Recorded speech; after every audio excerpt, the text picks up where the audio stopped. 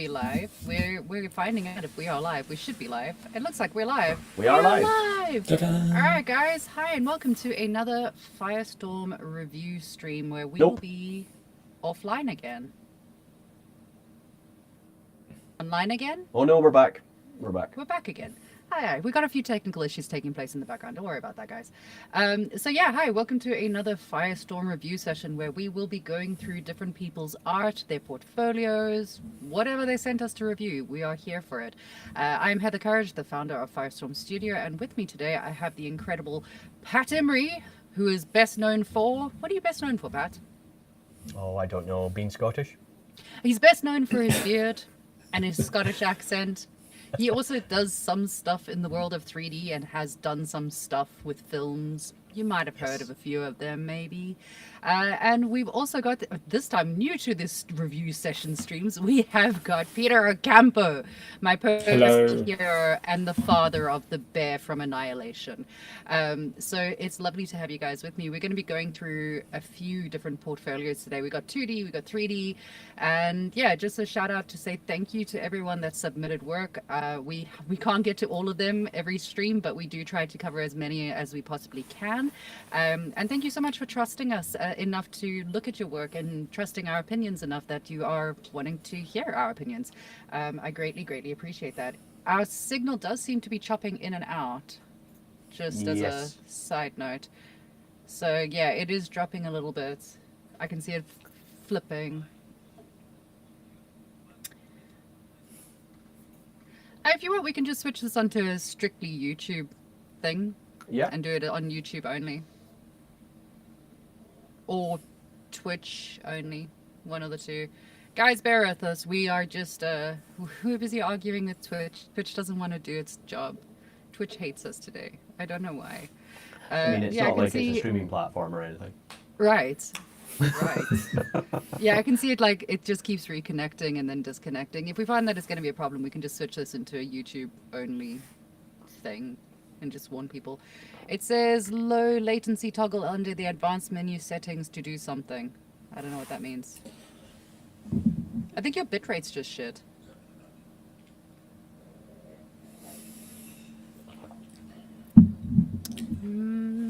Theoretically. Low latency toggle under the advanced menu in settings to disable the low latency mode. Okay, I can do that. I can do these things. Everyone, bear with me while I do things. You guys entertain the crowds.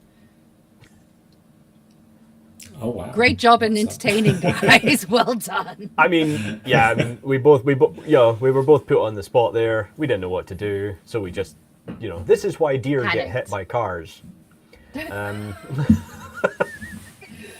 Can you tell the audience about yourselves? Introduce yourselves so that people know who you are. That would be good. Yeah, Pete, I'll let you go first. Me first. Yeah. No, this is like a reversal. This is like exactly. This is like a reversal of all my all my student sessions. I am on the top bit though, and I do normally start from the top when I do my classes. As Heather said, I birthed the Annihilation Bear with some help from my art director, who was a guy called Andrew Williamson at the time. Don't give other people credit. That's pathetic. Like, he's very nice. I was thinking about this the other day, and he gave me my break. He kind of gave me my concert art break. So I do kind of owe him. Is it good if people like ugly cry on stream? Does that get views? It does actually. but yeah, no, because he gave me my first opportunity. So I probably should shout him out. So yeah, other than that, I mean, I do plug the Annihilation Bear, but I've worked on Life, if anyone knows that, briefly. Life with Ryan Reynolds. Yeah. And Rebecca Ferguson, Jake Gyllenhaal, and what else? Ritual. I did a tiny bit of work on. I think that's about it. But before then, I've worked in VFX for ages. Worked on Batman movies, Harry Potter movies, Marvel movies, that sort of thing. And now I teach art and design horror creatures in my spare time.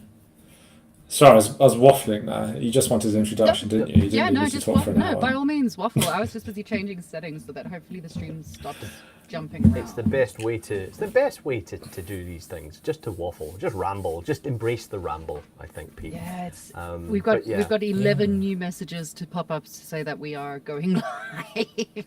So Oh, have I would we? Right. say So if it okay. carries on doing that, I think we're going to switch to just being on YouTube because Twitch is being a bit of a dick. Right. Let's keep it. Yeah, it's still doing it. Yeah. Yeah. Mario, producer, help us. Well, I'll go next then, while we're still waiting for Twitch to fix itself. Yes, like Pete, I've been working in the VFX industry for a long time. I also worked on Life. Oh, There's a that's funny fun. story. I didn't know that. That's weird. Pete and I worked at DNEG and never met each other because Yeah. DNEG was Good. such a large building. So yeah, we worked there at the same time and we never even kind of crossed paths to our knowledge.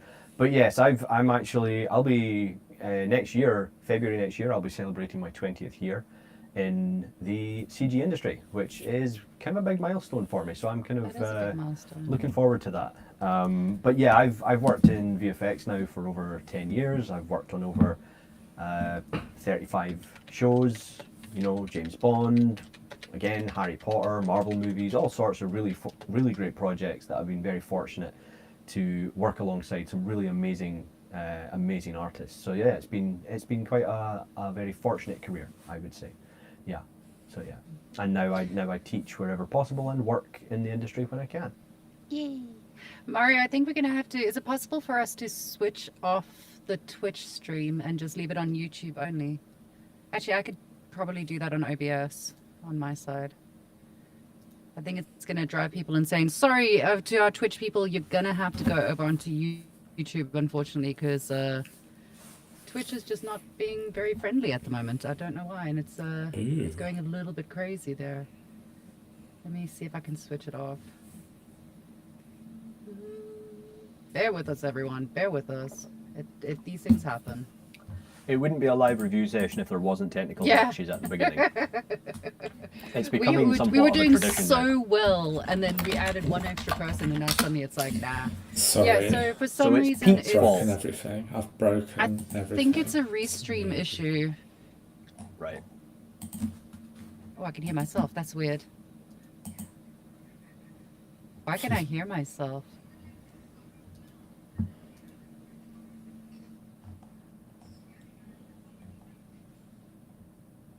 Why can I hear myself?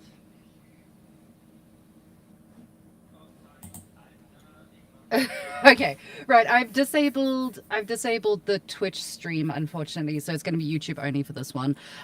We will try and sort that out as best we can. Don't know why. I think it's a restream issue. It might be something to do with them because I'm seeing that it's not connecting from their side. So yeah, sorry about that, guys. Again, these things do happen. It could just be that the server itself has gone down or Restream's having issues or something. We'll look into it and hopefully get that sorted out. But we are still live on YouTube, so if you are watching us, then hi. Thanks so much for coming to hang out. We're sorry about the slight delay in the start there. Hopefully things will be a little bit better now. And again, just a shout out to the rest of the Firestorm community. Thank you so much for sharing your art with us. I really, really appreciate that you submit work for us to look at. It's always nice to get to see other people's work. It's always so inspiring to see how creative people are and the things that they've created and made for themselves. And I mean, a lot of them are coming from people that are self-taught as well, which is always very impressive. I'm bad at self-teaching. I get bored watching tutorials, so I just can't do it. I need someone to slap me over the head and tell me to do something, rather than trying to self-teach myself.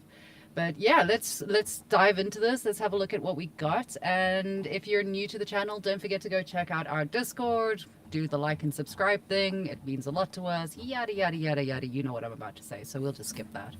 Let's go review some shit. All right. Pat is a bit echoey, apparently. Interesting.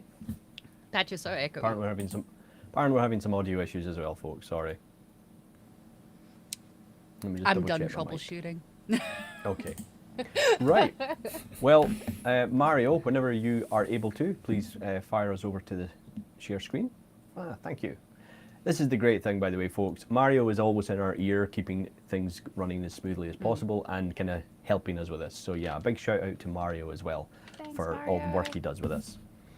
So let's start off with some 3D, and we're starting off with Benjamin 3D Art over on ArtStation, and he's shared with us this absolutely fantastic cyberpunk inspired character. So let's just take a little bit of a look through this and see what he's actually got inside his portfolio for this. And the one thing I want to point out immediately is that he has a lot of imagery for this, and that's really great to see, because when reviewing artwork, you want to see different versions, different close-ups, different breakdowns of the character. I'm gonna go and say my usual. It's like the thing that I say on every single one of these. Please use your full actual name on your portfolios, guys. It's really cool that it's Benjamin 3D Art. First of all, you shouldn't need to tell people that it's 3D art. We can see it's 3D art. But more importantly, if I as an employer want to hire you, I'm going to look for your name and surname. And if I can only look for Benjamin, there's a lot of Benjamins out there. So this is how you're selling yourself to get a job. This is how you're getting hired, is being searchable on the internet.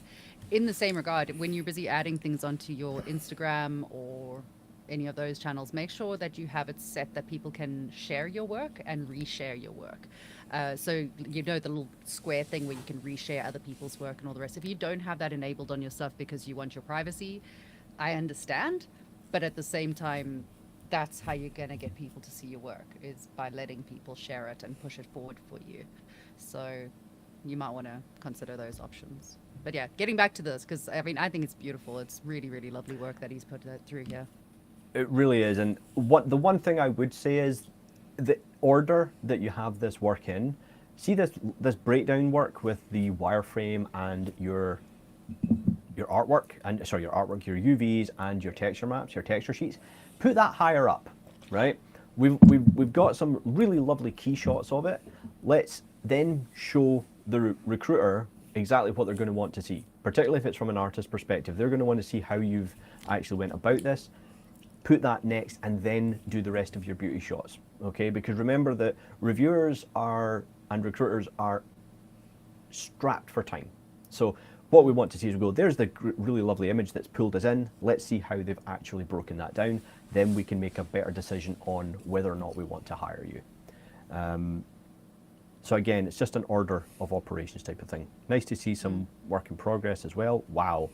And it's so important to hypershade. have those as well. Like it sounds so silly, but just getting a screen grab of the behind the scenes, especially now in the day and age of our dear friend AI, if you don't have those, there's always that chance that you have just AI'd your way into it. There's someone that I followed by mistake on Instagram who's putting themselves forward as a 3D artist, and they've got a huge following, and they've got big people that are following them and seeing their work and sharing their work because they think it's 3D, but when you look at it really closely, it's not. It's AI. It's all AI. There's no wireframes. There's no nothing. They've very cleverly done, here's the character, and then they do like a ZBrush version of the character where it's the red clay look to it. Yeah. But that's it. And it's yeah, having behind the scenes shots is really important to show that you did the work, really. Unfortunately, Exactly. these days, it sucks. It's so crap that we have to do these things. And something that Heather mentioned the last time we did one of the review is record everything that you do so that you've got that. So I know it can use up a lot of space, but just, set the quality. It doesn't have to be the highest quality recording. Just record what it is you're doing so you can share the behind the scenes progress on social media. So I'm going to just jump straight in with a few things that I wanted to mention about this that can be applied to almost all of this character. First off, it's excellent. Anyone can see that it's a really strong piece of artwork. I would have complete faith in bringing you in for an interview to chat to you based off this one piece of work alone, okay? The one thing I would say though is the character is far too clean. Everything, it's in a cyberpunk universe. I would love to see a little bit more wear and tear, and not just general wear and tear, what I'm going to call substance procedural, the substance painter look. what I'd like to see is thoughtful and, you know, story-driven wear and tear for this. For example, let's take a look at, where is it? Is this another J Hill one? No, It is, this is isn't not it? another J Hill one. Are you sure? No, I'm going to have I a see a quick check. cyberpunk character and I'm like, it's got to be J Hill. I think I looked at this. I'm pretty sure. Yes. Oh, no, He took a different one. Sefki Ibrahim's It's really good. character course, and Really that nice. shows. Sefki, absolute fantastic artist. Very worth, you know, really worth checking out his stuff and following his expertise. He really knows what he's talking about. The what I'm talking about when it comes to wear and tear is if we look on the handle here. Let's get a different color so we can see what we're doing. On this handle, yes, there's scratches and there's a bit of wear and tear, but it seems too general to me. That's an object that the character's constantly going to be reaching for. So what to do is look at other parts of the object and see where he might interact with it, where it's going to pull against his jacket. So for example, as he pulls that forward, what we might start to see is some fraying or some scuffs and lighter parts of the texture on that part of the shoulder as he's pulling it over. Maybe even some deep cuts if he's pulled it out like really fast to attack someone. So I it's do archery things and like I've that got to a think quiver about. that goes over my back and you pull the arrows out of it. It seems like such a great idea having it behind you because it looks sexy and all the rest of it. But you constantly hit yourself in the back of the head with the fucking things as well. So that's not great. But yeah, you always end up pulling it too close and it does cut into your clothing as you're busy pulling things forward. So I didn't even think of that. I was looking at the knife and thinking it'd be nice to see a bit more wear for where the hand would be holding the knife. Like along Yes. where the fingers would be, because you'd have the sweat that interacts with it and that's going to cause discoloration and lack of texture and whatnot. Yeah, exactly. And also along here, along the guard, you know, if he's stabbing it into it or hitting it or blocking against something, you're going to see chips, you're going to see things like that. So I really think that's really my biggest critique of this, is that it just needs a bit more of a lived in look, a bit more wear and tear across the whole thing, a bit grungier. And I love the fact that you've shared your your hypershade setup. That's really great to see. I think with regarding the face, again, it's really clean and there's not a lot of I say wear and tear.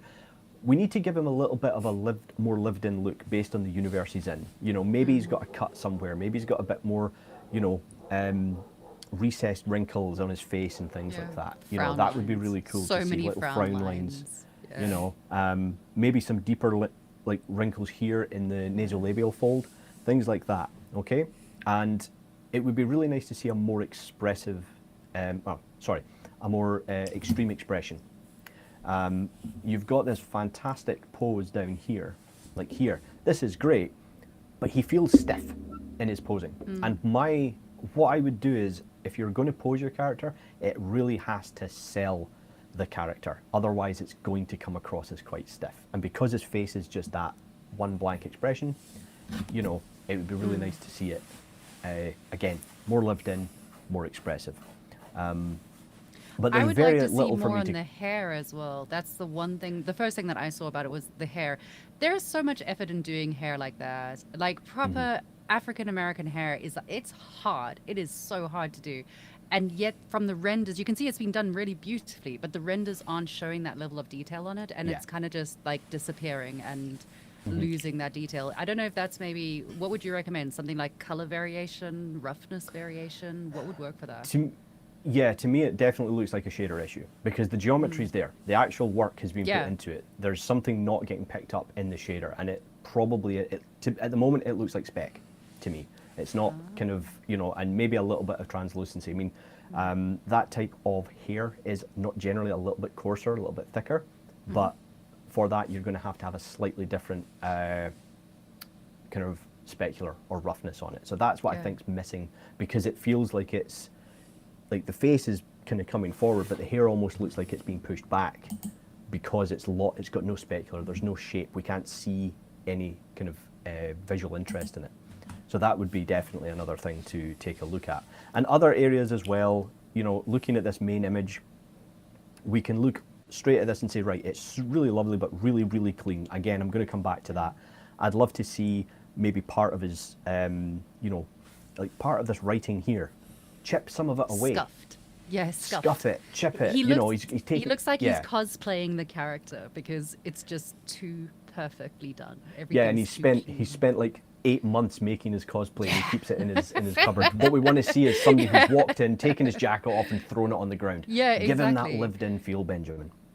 I mean, the thing So- to be wary of with that is that a lot of us go into lovely substance painter and we go for that. What is it? Metal edge damage, metal wear damage thing, and everyone throws that straight onto it, and you go, ta-da, damage. But that's really not how you want to be doing things. When you're doing your textures, you have to really think about it. And like you were saying, where would it contact? Where would it touch? Where would things interact with one another? Why does that damage exist? You literally have to think about, there is a cut on here which came from the time that he was in a back alley and he fell against a wall, and therefore there's a scuff along the back of his clothing. You've got to think about every story of it. Every damage piece that you do needs to have a reason and a rationale for being there, rather than just an overarching, like, we're going to put damage wherever there's ambient occlusion. Be careful about doing that. If you do use one of those filters, if you do use one of the generators, go in there and like tidy it out. You can mask out where you want that to really sit and where you don't want it to sit. And that way it doesn't become, because you can see it. You can see it. It's the same as like, I go back to this all the time, the orb brushes for sculpting. We all use the orb brushes. We all love the orb brushes. Thank you for the orb brushes for existing.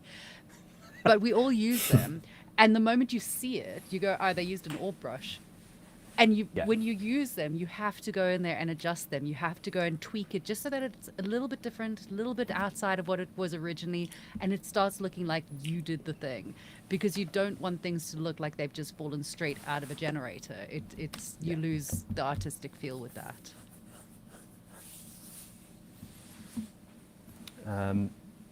The reason I've stopped on this image here is just the eyelashes. They're being lost. They're far too thin, and there's not enough of them. You'd be amazed at how many eyelashes you actually have. And generally, I mean, you've got it right here. Generally, there's generally less on the bottom than there is on the top. But I would be tempted to kind of increase the number and maybe the thickness of those, just to kind of help sell them a little bit more in the image. It would be nice to But see the eyes them look like- with a bit more of a pore setting as well, because the eyelashes do, you can see pores within the eyelids on a person. So it'd be nice to be able to add that into it as well, because you can see there's so much detail in here, and it's so good. Like, it's genuinely so good, because you can see the waterline that he's added in there. You can see all of those little veins. The discoloration is perfect. It needs to have those little pores and the eyelashes actually coming out of it, and then it would be spot on, absolutely immaculate. Yeah. Peter, Yeah, I you're mean, really quiet, dude. No, I've got nothing to add. It's amazing. I would agree with. Well, it's just like, I don't want to be that annoying guy who just agrees with everything you're saying. And also, it's outside of my area. Excuse me, of expertise. I mean, you say that, but you're really really good with is. composition and how things are put together, and how your overall environment looks with an image. So don't be shy, bro. You can like get in there and say things too.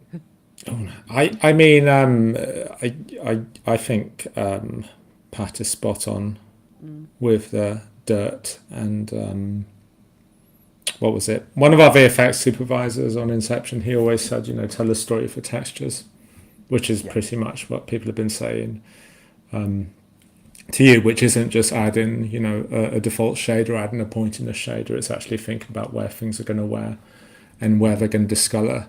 And looking at references for handles and collars and leather, and seeing where it wears. Very often it's not just that edge that gets worn, but you'll have scratches going in from that, and then it depends where on the garment it depends where on the garment you are. You'll get different patterns. The only thing that looks a little bit odd to me there, I think, is the sort of width of the collar. But then that might just be a me thing, because I guess to have lit elements in it, it needs to be pretty wide. Yeah. So, Yeah, I mean the collar, I believe that's an in-game. It's like an in-game style design asset. So they've got all these, like, that's like part of their aesthetic, is they've got all these really wide collars. But yeah, I'm with you. It looks heavy. That looks uncomfortable and heavy. The other thing I wanted to mention, kind of texture-wise, was also the, and it's not. This isn't actually specific to this piece of work. This is just general to cyberpunk stuff. Is all these implants? They look so clean, right? And to me, it would be nice to see maybe a little bit of redness around where they are, and maybe a little bit of a raised edge, because just That shit's around gotta that to hurt, make it yo. feel they're That the grossness, man. embedded. You know, Look, into I'm the sorry, skin. Peter. I'm never ever going to agree with. Well, I agree with you, but I also take it with a grain of salt because everything you make is gross. So I don't trust. Yeah, you, don't go like- full Hellraiser. I don't know. That would. I mean, it would look cool, but also no. Yeah, But constantly. I, it's like, I yeah, do what's- agree. Like a little bit of damage on the skin would really, really help, Yeah. and showcasing that like is swelling. There would be swelling. There would be injuries. Like Yes. as a person who has a lot of body piercings, I can tell you that just because they've been there for many years doesn't mean that they don't still end up with like swelling and weird shit going on. So let him have it. Let him have some injuries involved. Also, I feel like if he's gotten all this stuff done, if it's a cyberpunk environment, I highly doubt it was done in a really clean environment or in a hospital. Mm-hmm. It would be done in like a back alley somewhere, in which case infection is highly likely. So, Yeah. so a little And- bit of ick would be nice. Oh, 100%, because also you've mentioned in your description that it is specifically, you know, it's one of your favorite properties, and, you know, pull in from the lore of that across as much as you can and really just kind of add in that broken. I mean, this is lovely. I mean, as a garment, as a 3D garment, this is great. Look at that Yeah, it's detail. cool. That's great. But it's too clean. Again, we've come back to it. It's just too clean. And that's really the only thing that I can really push as a big critique. Otherwise, like I said, if I was running a studio and you came to me with this, I guarantee you would have an interview with me, and I Yeah. would be For sure. very interested sure. in working with you. Yeah. So really great work. Fantastic. Absolutely. Fantastic. Thanks, Benjamin. Thank you Thank for you, letting us Benjamin. look Well at your done, work. Benjamin. Nice. Okay, the next person we are going to look at is Arpit Maura. I believe I've probably butchered your surname, your whole name. I apologize. And we're going to take a look. We're going to do what I normally do with this. I'm going to go to all of your artwork, and I want to see when the first piece that you put in here is, which was 3 years ago. Which Okay, is so you're very just- cute, by the way. Yes. That This is I don't know what it is, but I love it. Oh my god, I It's- want one as a friend. It's instantly. So cute. This feels like it needs to be printed and put It's on a a desk. Pokemon. I love it. It's so It sweet. needs to be a lamp. It does And need it's to called- be a I lamp. would buy that. It's Yeah. called Bungo Head. Oh, That just adds to it. I'm sorry. Oh, I mean, love chat, you can let us him. know. I mean, Bungo Head, I mean, if that is not the world's I greatest love name for a him. character. that is so cute. I really like it. Oh, look at the So, little yeah, this- smiling one. No one's allowed to say Right. anything bad about this character. I'm sorry. Like, I don't care. You're wrong. It's glorious. I mean, I gotta be honest, it's a simple character, which is great, but the topology's spot on. Everything's super Perfect. clean. Yeah. I mean, if And I'm being, that's the if I want thing to to be, point out as well. Like, you don't have to go into your portfolio with the most complex character piece that you've ever done. It doesn't. If you're starting out, if you want to just showcase that you understand the purpose of things, because a lot of the Yeah. times I see people sculpting these really, really intrinsic things that are beautiful, but they don't actually understand the fundamentals. And again, we talk about the fundamentals on every single stream, showcasing Yeah. that I understand why clean topology is important. Good. I can Yeah. work with that. That's something I can work with. If you understand why topology matters, what a good topology flow looks like, how retopology works, how baking works, those are the things that you need. The artistic side of it, yes, there's innate talent that comes into it, but also talent can be grown. It's a skill set. If you keep working at being an artist, you will become an artist. You need to understand why you're doing the things that you're doing in order to achieve that, though. 100%. And I mean, and something like this is just. And the thing here, I can give you a good example. When I got my job at DNEG, I was told by, I mean, Pete, you probably know Lucy Salter. Oh yeah, I remember her. Yeah. Yeah. Yeah. Lucy interviewed me, and No way. when I came in for the interview, one of the things that she said that really pushed me, why they went and actually hired me, was they went, the characters in your portfolio, while they weren't necessarily VFX, specific, they were endearing, and it showed a level of understanding of what it is that what you're doing. So if you can do that, you can do something more complex. It can all be extrapolated. And I really appreciated that kind of feedback. So that's exactly what we're seeing here as well. We're seeing something that's very endearing. You're showing that you understand the fundamentals, and it's a character that people like. And depending on the company that you're applying for, that might be exactly what they're looking for. They might not care that you can do the most complex sculpting or shader setups and stuff. What they want is characters that people go, oh, to. But I think there's a deeper complexity of things that he's managed to showcase in that. That is, I mean, okay, it's very much going to be the R factor is going to matter, because I'm going to click on it and be like, it's cute, I want to look at it. But you've showcased that you understand a really good way of doing composition. Your lighting's nice on it. Your actual topology work on it is good. The textures are nice. It's just nicely done. It's a nicely done little character. And I think that that's a really nice addition to a portfolio. It doesn't always have to be hugely complex. It can just be simple but well done. Exactly. And I think that it would be nice, the only thing I would say, it'd be nice to see your UVs, because what I can see from the texture here, I don't see a lot of distortion. And that's a spherical object. People don't realize that that's actually quite challenging to get right. Okay? Particularly if you're new to it, etc. And this was maybe a few years ago, but yeah, there's a lot that this has got going for it. It's great. Yeah, it's cute. I love it. I want one. I just want to print one. Okay, so we do have quite a large portfolio here. The reason that I went down to the first one here for everyone is that I always like to see how old the work in your portfolio is, because I have a bit of a rule. If it's older than 3 years, get rid of it. Because anything before that is not indicative of your current level of work. Don't feel as though you need to have a lot in your ArtStation portfolio. You just have to have your best work. All right. Now I'm going to let Heather or Pete pick the next one that we look at. I'm sorry, but if you do not go back and click on the mushrooms, I'm never speaking to you again. So we're looking at the mushrooms, and it was a decision I completely made on my own. It's okay, we can go off of this one. It's just so cute.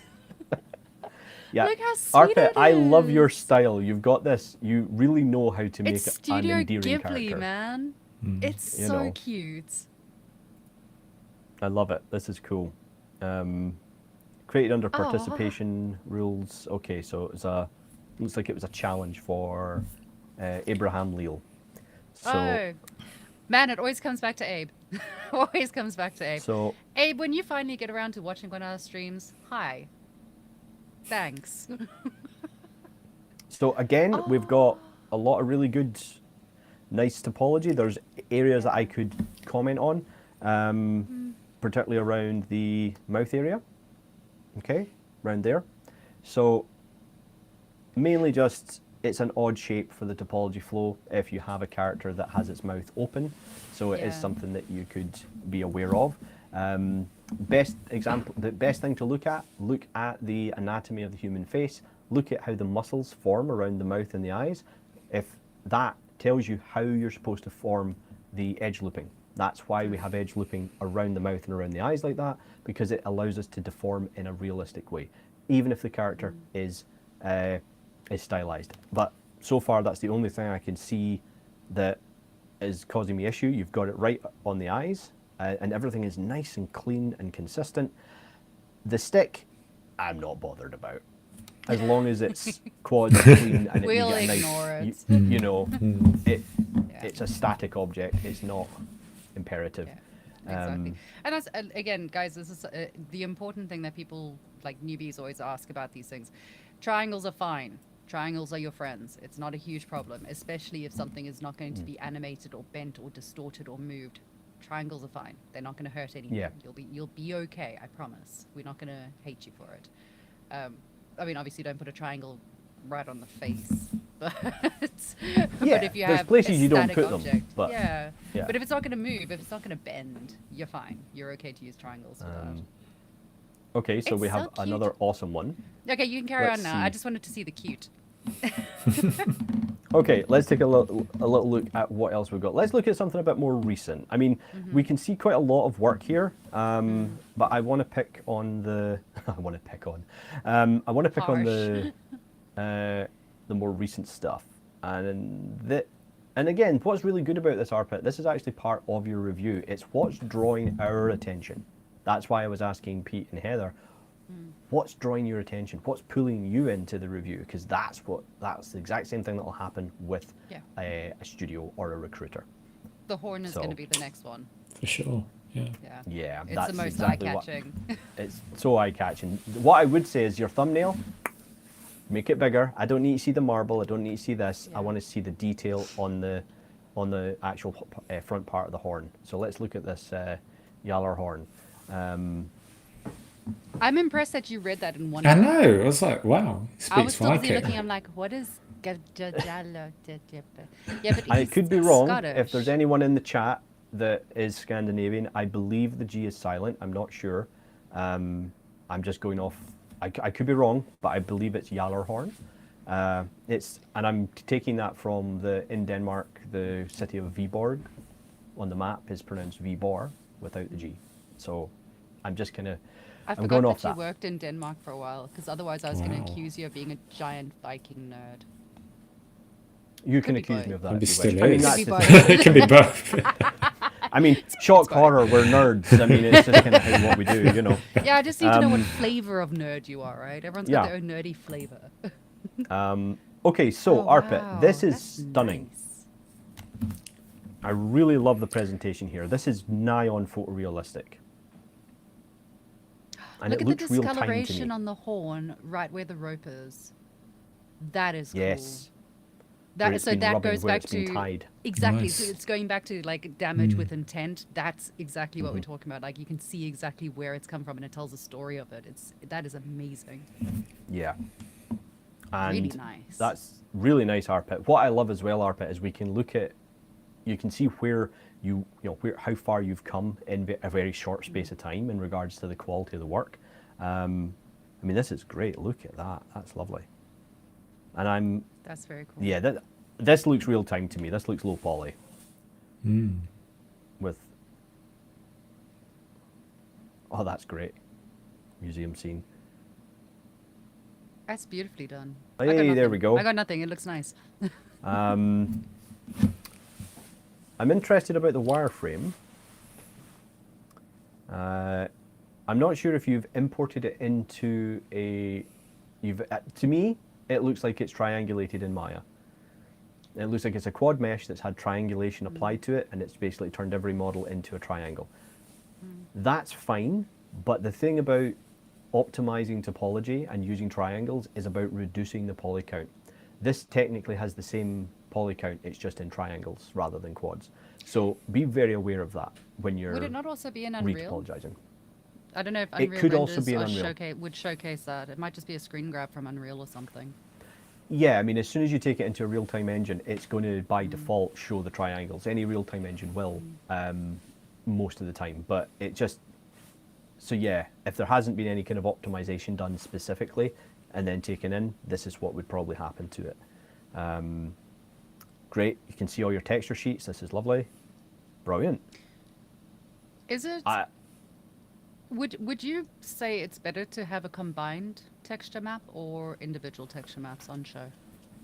Oh, you mean like an ORM map? Like or, yeah.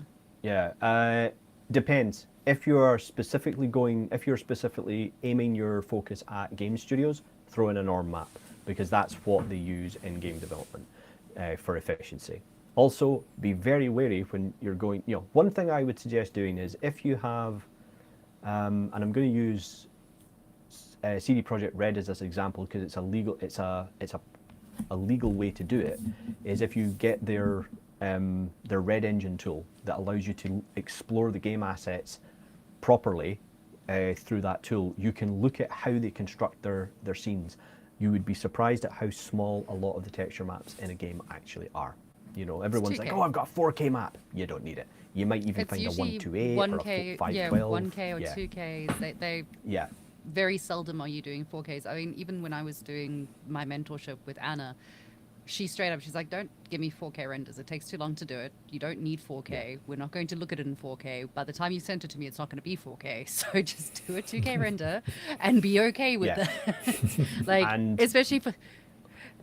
yeah, Exactly. so I've got our producer in the background going, your VRAM will thank you later, which is absolutely true as well. Like, you don't need to push things to an 8K render. Most of the time, like, if you get an 8K render and you've only got a 4K screen, what are you really looking at anyway? Does it really make that much of a difference? And if you're doing stylized characters like I do, genuinely, how much are you zooming in? Really? When we rendered for IMAX for Batman, even that wasn't 8K. So if your work isn't Really? going to be seen on an 8-story screen, like you're probably... Yeah, you don't need it. But I would But my also render at 4K thumbnail- just because of OCD. That's just me. I get bored I waiting did for the that just this render. week. I just can't. The renders take too long, and it annoys me. I'm like, 2K's fine. We'll just go 2K. I have to.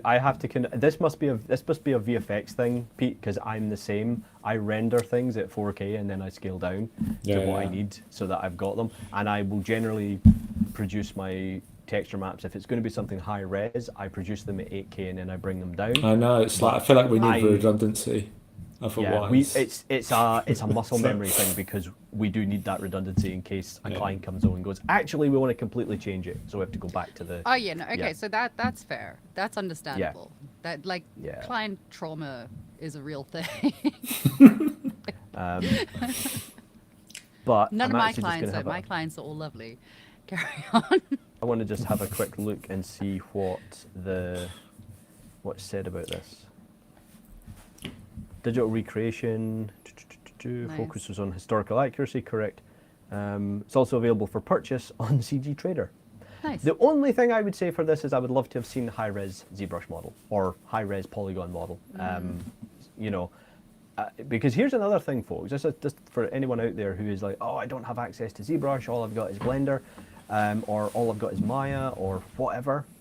All of this that you're looking at could easily be done inside of Maya, and I mean everything. You can do the modeling, you can do the texturing, you can do the baking, because I know a lot of people don't realize it. You can bake normal map, AO, all sorts of stuff in Maya if you need to. That's the thing, folks. If you are stuck with very few options for your software, invest yourself in that software and learn everything it can do. It will save you a lot of money and you'll become a specialist in that particular area, which is actually something that's quite beneficial. Useful. It's Yeah. nice. It's always nice when I find someone that's like just really, really good at one particular software and they can pull these incredible finished pieces out and you're like, how? I mean, nowadays, I say any. ZBrush, you can run full pipeline now, basically. I mean, I say full pipeline. You can run full pipeline as long as you integrate it with Substance Painter. Yeah. Maya, you can run full pipeline. Blender, you can run full pipeline. All of them can do all of what the other ones can do. Just Yeah. sometimes some aspects are better and some aspects are worse. But as long as you can work with it, you know.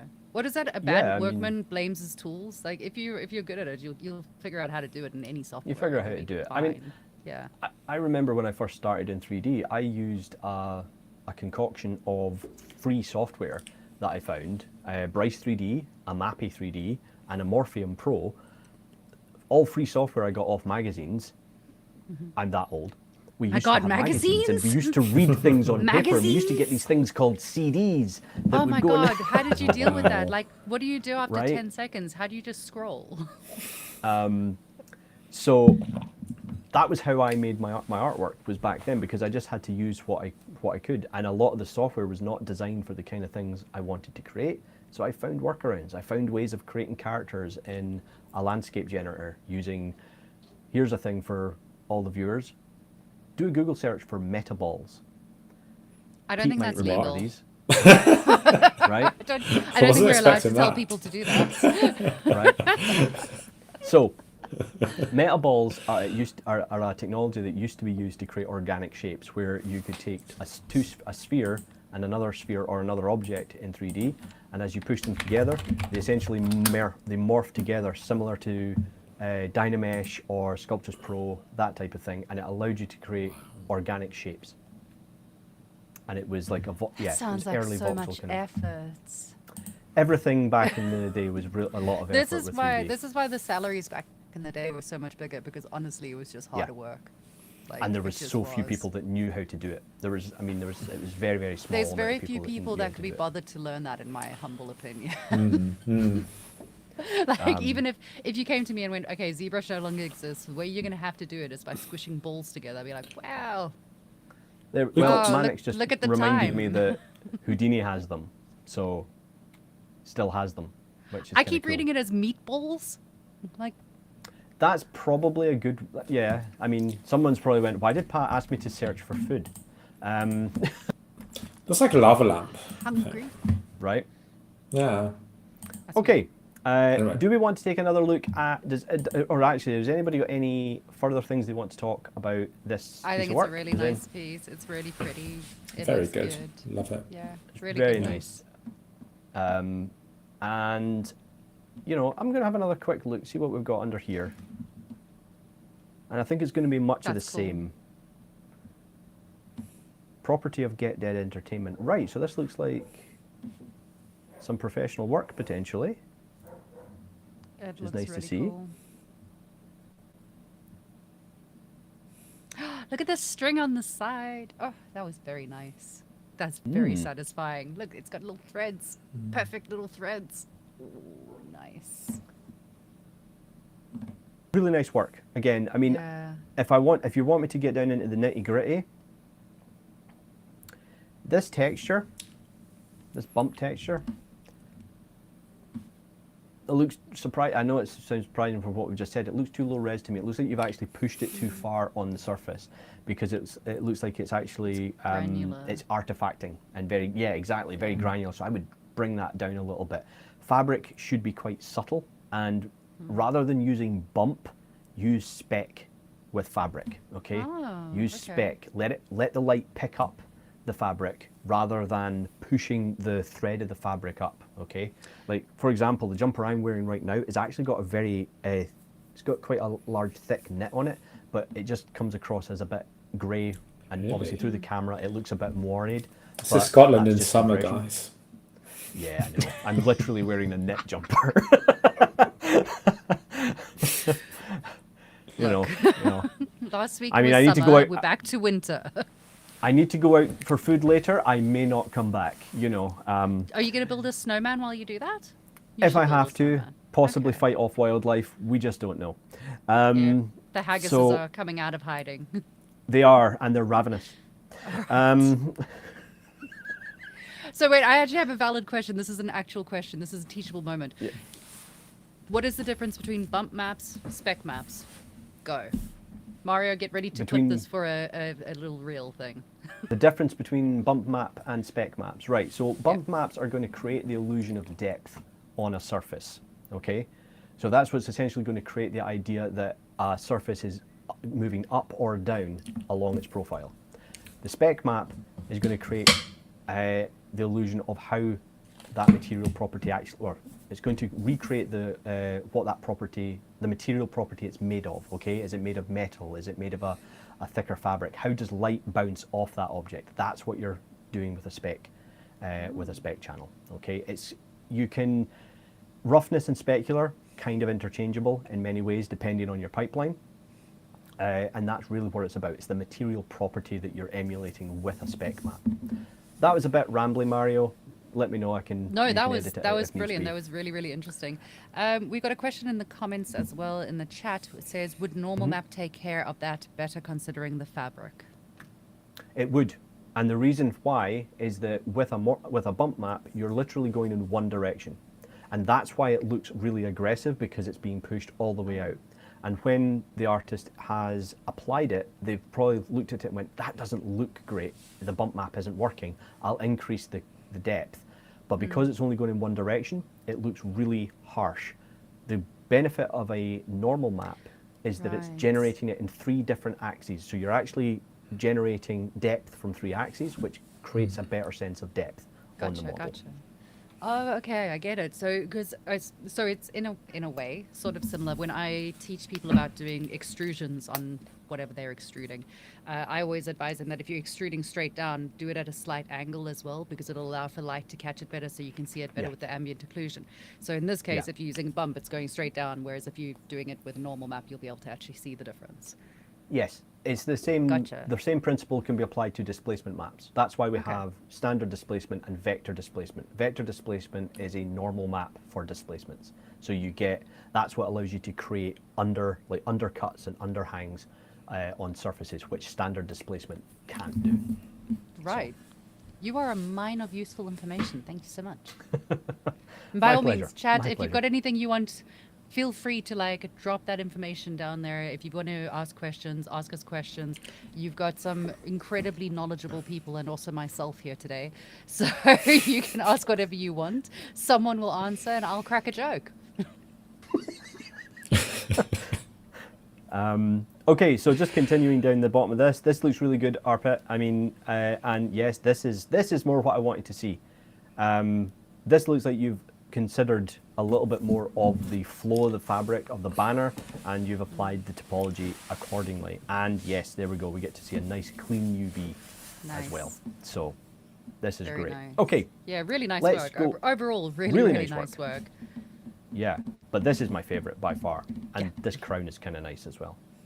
Yeah, it's But really anyway, okay, let's move on to, and I'm not great with this name. I don't know if it's Jorge or if it's George. It's Jorge Morales. Jorge. There we It is go. Jorge, right? Jorge Morales. Like, thank you, There you go. Pete. Appreciate that. I thought that what it was, but then I'm like, I don't know. I stumbled there for a second. I was like, I'm not going to weigh in on this one. Spanish name in Canada. Interesting. Yeah. And Okay, now so- we're just doxing you and stalking your heritage as well. That's Yeah. what you get from the Firestorm review. We review not only your work, but Fun, also fun, fun. your ancestry. All right. This is We're cute. gonna go. This is cute stuff. We're gonna go 6 years ago. Okay, you're breaking Oh Pat's no, rule. it's going to get removed. But it is very nice, and it's a lovely concept that you've worked for. So I do this. I think it's quite nice to look at the person's first piece of work that they posted and then their last, because it gives us a nice progression jump. And I love the fact that you've put in a model that we can literally look around. It's always brave to do that, I think. I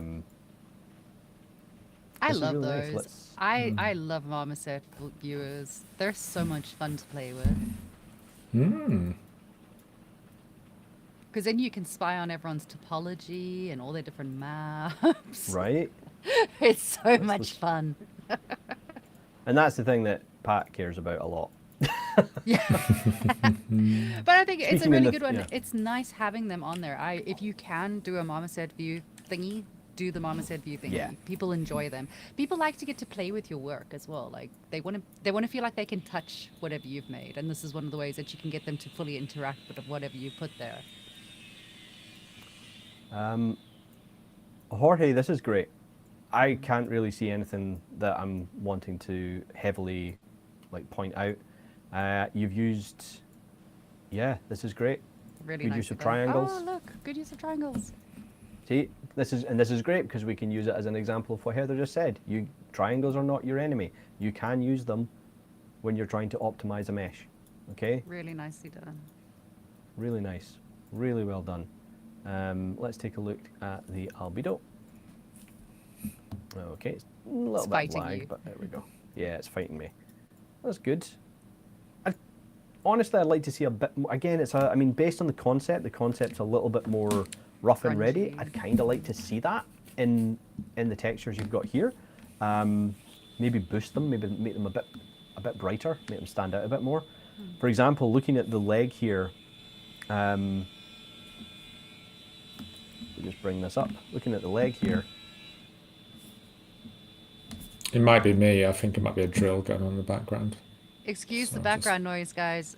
Peter's hiding bodies in his backyard. we've told him not to do it, but he won't listen.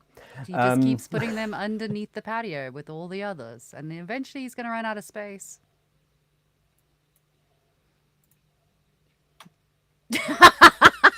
I'm sorry. Mario's just reminding us that at some point in our careers we might want to be monetized, and I should stop making these jokes. Sorry, everyone. For legal reasons, that was a joke. And isn't it sad that we have to point that out? Okay. So that's Yeah. looking cool. But let's nice. jump back and let's take a look and see what else is really pointing out to us. So if there's anything that you guys go to see, Vi. Go to the little Vi, the yellow one. the yellow one. It's a take on Vi, isn't Oh, it? Yeah. yes, it is. Wow, this That's was last year. cute. Oh, no, it's that's not Vi. nice. It's V from Cyberpunk. They look V. the same to me. Sorry, Yeah. my bad. Looks like Vi to me. Okay. That's really cute. I really like the way they've done the gradient for the hair. Mm-hmm. That's really cool. This looks very printable. Very, very printable. It does, doesn't it? And it's got that feeling. It does, and even the way you've rendered it, it's got that pick up and Yeah. put on a desk feel to it, which is cool. Yeah. I hope there's a printed version of this. I really hope there's a printed version. Yeah, based on the work of Luigi Lucarelli. Cool. That's very cool. That's it. I just want to see the pretty girl. Like, it's a pretty girl. I wanted to look at it. I feel like even just looking at this, I feel like you probably want to push for gesture a little bit. It's just the more stylized you go, I think you tend to want to push that more. If you can just scroll down to the turntable, that like back where the backline comes in and then comes back out again at the bum, you can really exaggerate that. I think also where she's putting her weight into her hip, you can really get away with doing quite a strong S curve there, and really, and sort of draw over it, I think, to explain it fully.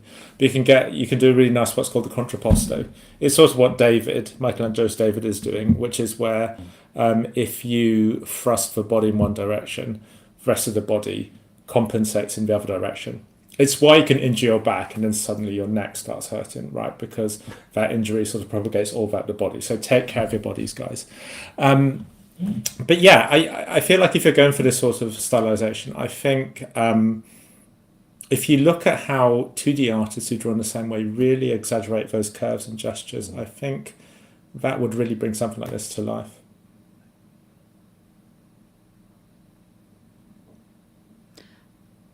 Yeah, That Mario, would be great. if you Mario, could thank drop you. the original concept artist, that'd be amazing. I always forget that people can't hear Mario speaking, so when we all go quiet, it's because none of us can multitask, and all of us are like, "Oh, what's that? Oh." It might just disprove everything I've just said, but yeah. I agree with what you're saying, though. I Totally. don't know the fancy. What is it? The contrapposto. Contrapposto. That's really interesting because I always just think of it as just a straight up S bend. Like, I always tell people that if you can get an S bend into the pose, that's kind It of what sort you of wanna is, do. but Italian makes you sound more You sound more intelligent. culture. Exactly, Yeah, you exactly. sound really and that's clever. the aim of everything. Is it? Yeah. Okay, so that should be shared up on our stream as well so you guys can see it. The original. Let me see if I can see it. Oh, there it is. Oh, it's cool. Yeah, definitely you could do more with the pose. Yeah. Yeah, a little bit more with that. Oh, like 100%, yeah. Just shoving it out a little bit more.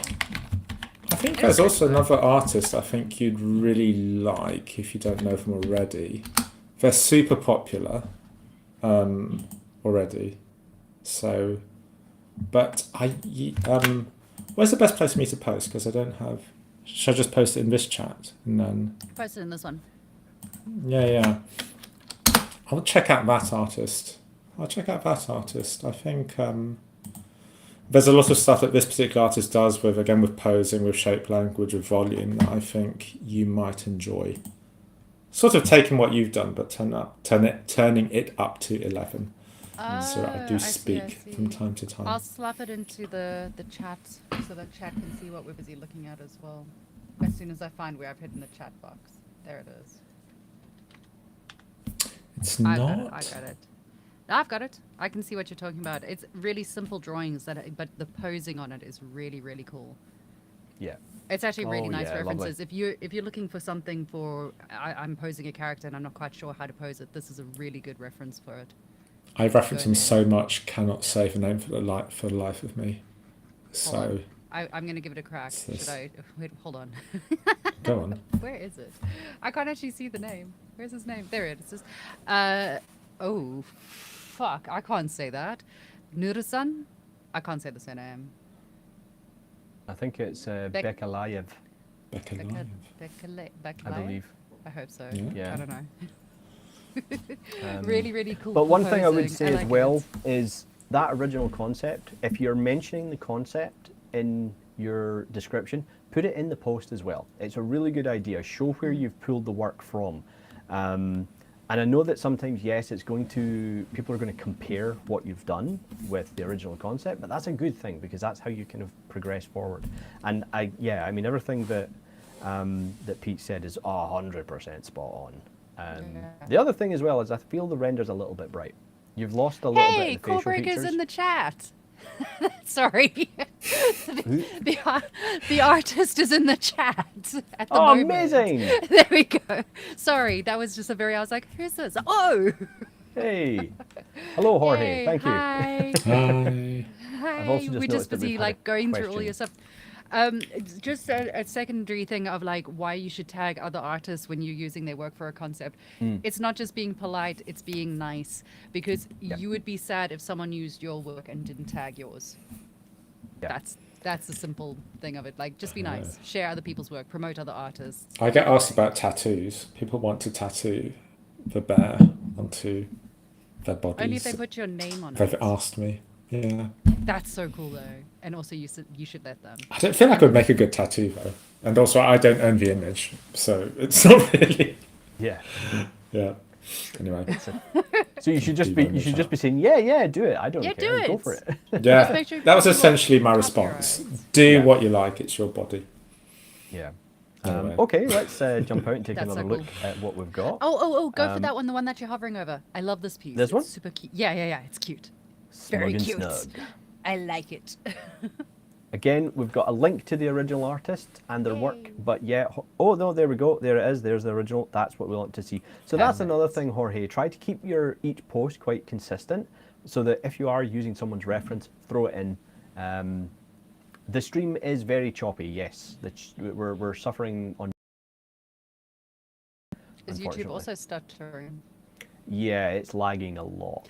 We may have to take a break and then refresh everything and come back. It might be a good idea to just refresh after. I think after this one, we've been streaming for about an hour now. So after this one, we'll Okay. take like a 5-minute break, restart the stream, and I'm not willing to try it on Twitch just yet because I don't trust Twitch. But yeah, let's go through this lovely piece. This is, I think, Instagram because of this piece, because it is so freaking cute. Comparison, like the 3D versus the 2D. Holy shit, it is spot Oh. on. Yeah. Background. It's Yeah. that's so cool. I'm always in awe of people that manage to get that level of consistency between the two. It's really impressive. And so that facial expression, man, I love it. I know, right? It's so cute. I mean, as well, and I also love the fact that you've brought in the environment from the 2D image as well, and you've done that in 3D. That's done very rarely, because I think a lot of people, when they interpret Get a 2D bored. image, they want the whole thing to feel grounded, and they go, oh, it doesn't make sense if it's just floating. It's like, no, bring the whole thing in and add to it. Just, it's part of the image. It's really great. It's really cool. I would. So what intrigues me, being a little bit of an asshole, but then sometimes, like, lots of people are gonna. I think lots of people, realistically, who look at your portfolio, are gonna be trying to They're trying to find like the stress power. test it, right? I'm quite interested to see how you modelled out for bits that you can't see, right? So sort of matching the silhouette very, very well, like we're seeing here. Yeah. But I'm kind of intrigued to see how you interpreted the volume, actually, say in the back view, or the anatomy in the legs, that sort of thing, right? Yeah. What's your sort of ability like to take this concept but fill in the gaps?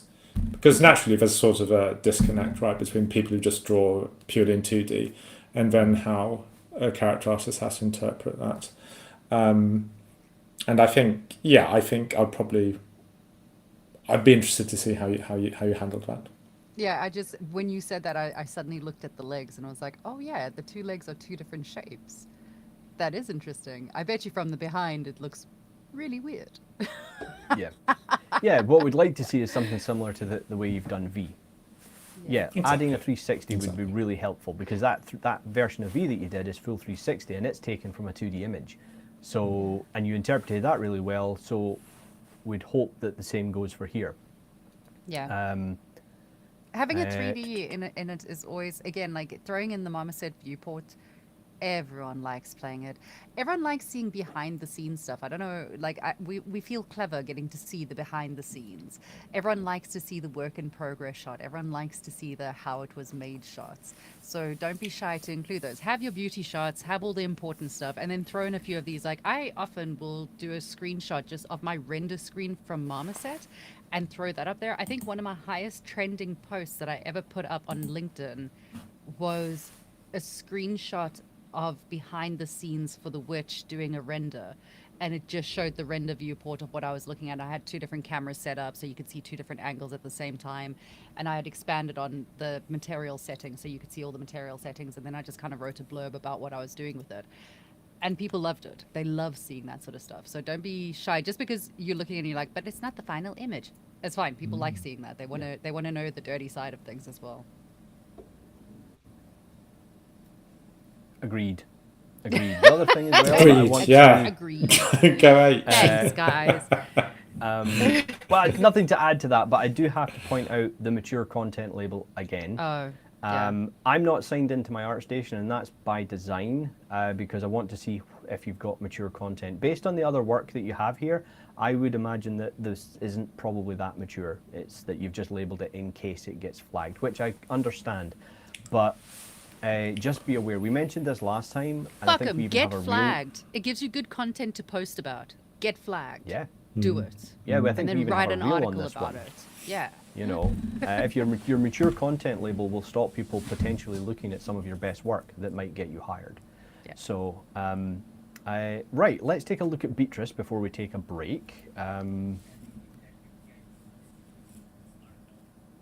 ArtStation sponsors have all left us. Sorry, ArtStation. Hey, I'm using Epic Pen again, Mario. So, Yeah, you know. sorry, Epic. I take it back. Don't get flagged You know. on ArtStation. It's bad, I guess. It's good content, though. okay, let's take a look. I mean, style-wise, this is really interesting. It's based on the works of Scrump, whoever that might be. I'm guessing that's love the that original name. artist. Oh, it's that clever inverted second skin thing. That's cool. Oh yeah, for To the do the outline. to do the outline, yeah. Yeah, it's a. I That's mean, it's an cool. interesting style. Very interesting looking character. I don't like. Very clean. What, do you like the cell shading style thing? Are you a fan of it? Because I don't know if I like it or not. Like, I think the I've outline thing never- is cool, but I've never been a fan of cell shade work in 3D. okay. Why? I think if you want something, because I think if you want something to look 2D, then do it 2D. Yeah. Okay, that was kind of my rationale on it as well. I Yeah. think that it's really cool to show that you understand how to make the outline character and show that you can do that. I think that's really cool. But don't do multiples of it. It's to me it's the same as, oh god, I'm gonna get cancelled by doing these things. It's the same as the arcane hand painted look. Do one. By all means, do one. It's nice to show that you can do it. Don't base your entire portfolio on it. You're following a trend. Your portfolio shouldn't be based on a trend. It should be based on you and your artistic style more than that, in my opinion. I mean, I love the forms on this. This is great. It's really clean. It's a nice character. It's a really nice kind of character in that regard. I think that in this case, the outline works for this style of character. But one of the things, I mean, unless you're doing cell shading really well, that's 3D and then done incredibly well. For example, take a look at the Netflix series Blue Eyed Samurai. That's all 3D, but it doesn't look 3D, and Yeah. that's because there's a lot of work. And again, that's another one done completely in Maya. Nothing's done in Really? ZBrush or anything like that. It's all Maya. Yeah. Wow. It's a fantastic. There was a talk at a conference up here in Scotland a couple of years ago where the creator came over and was talking through it all, and you know, it's a really fantastic show. It's definitely worth watching. So, Yeah, and it's a really the good behind the show. scenes, you know, it's made in France, I believe. It's animated in France. So, All the good studio in animations are France. coming out of France at the moment. That's weird. So yeah, let me just jump back, and if there's anything else that catches people's attention, No. this character The one thing I would grabs say me a with bit. the but- Beatrice character, when we're talking about like the pros and cons of doing the outline, the paper's got all of that outline on it because it has all of those edges on it, therefore it shows all of the outlines. The face, on the other hand, Yeah. has nothing, which means that your eye is drawn to the paper rather than the face.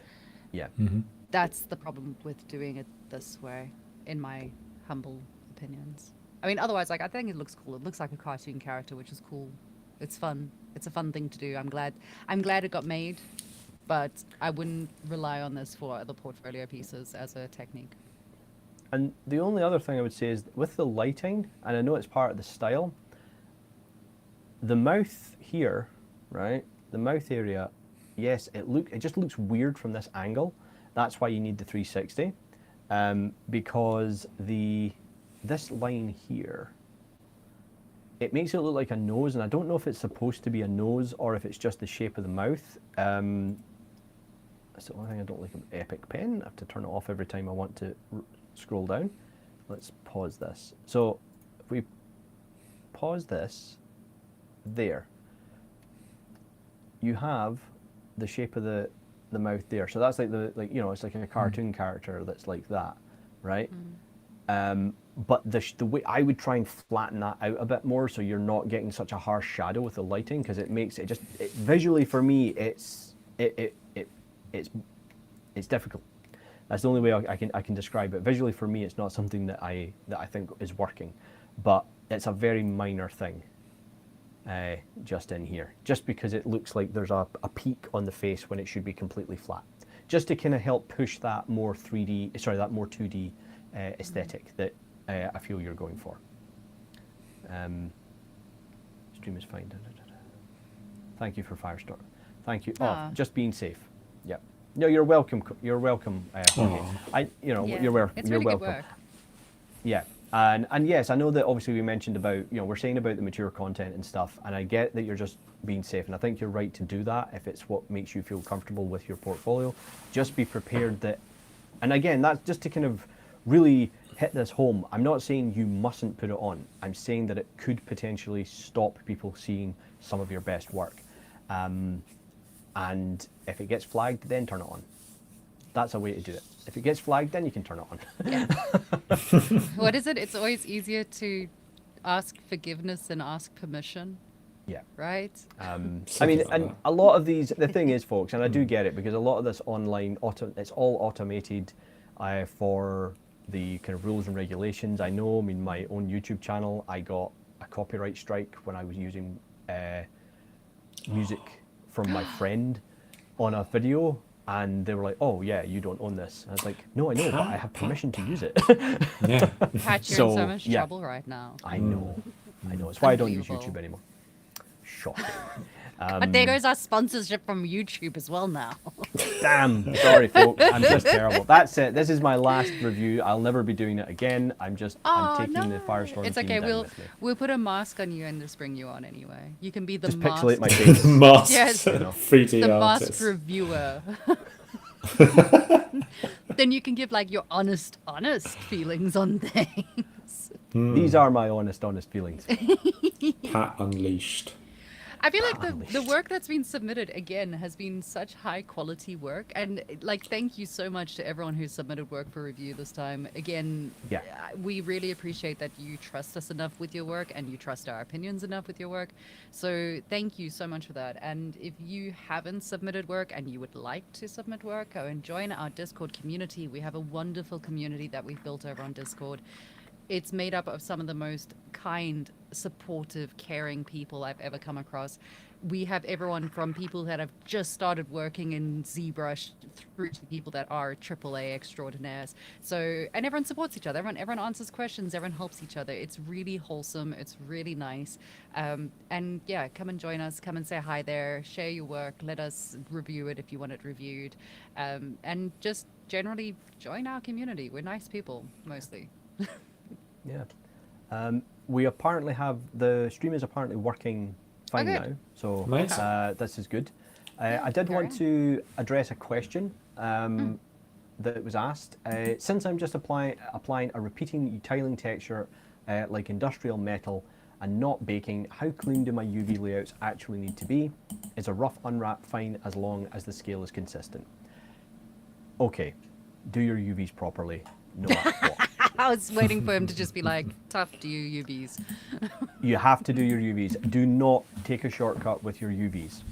Okay, I know it's tempting to do it, and if it look and you go, but it looks great and I can use triplanar. No, do your UVs properly. Okay, UVs can be used for so many things other than just texturing. Okay, you can use them. You can turn them into selections. You can use them to select a small part inside a model that's hard to get into. They're used for a whole host of other functions that are very important in a pipeline. So you don't want to skip that kind of work. Okay, that's from the demand 9831. So yes, always do your UVs properly. Particularly if you're doing a project that's going on your portfolio. Yeah. Particularly if you're doing that. Okay. I think that's the main thing. Like everything in 3D, every project that you work on, it's part of learning and learning the skill set. If you skip and jump things and try and just get away with it, you're not doing yourself any favors anyway.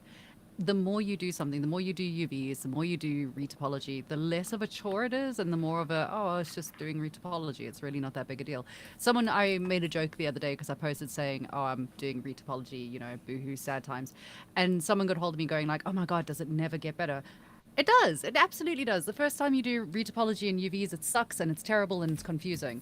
And then after that, you're like, actually, it wasn't that bad. I just drew a bunch of little blue squares and then I unwrapped things. It's not that difficult. Put on a podcast, listen to your podcast, do the work. If you don't do the work, if you try and find shortcuts, people are going to notice that.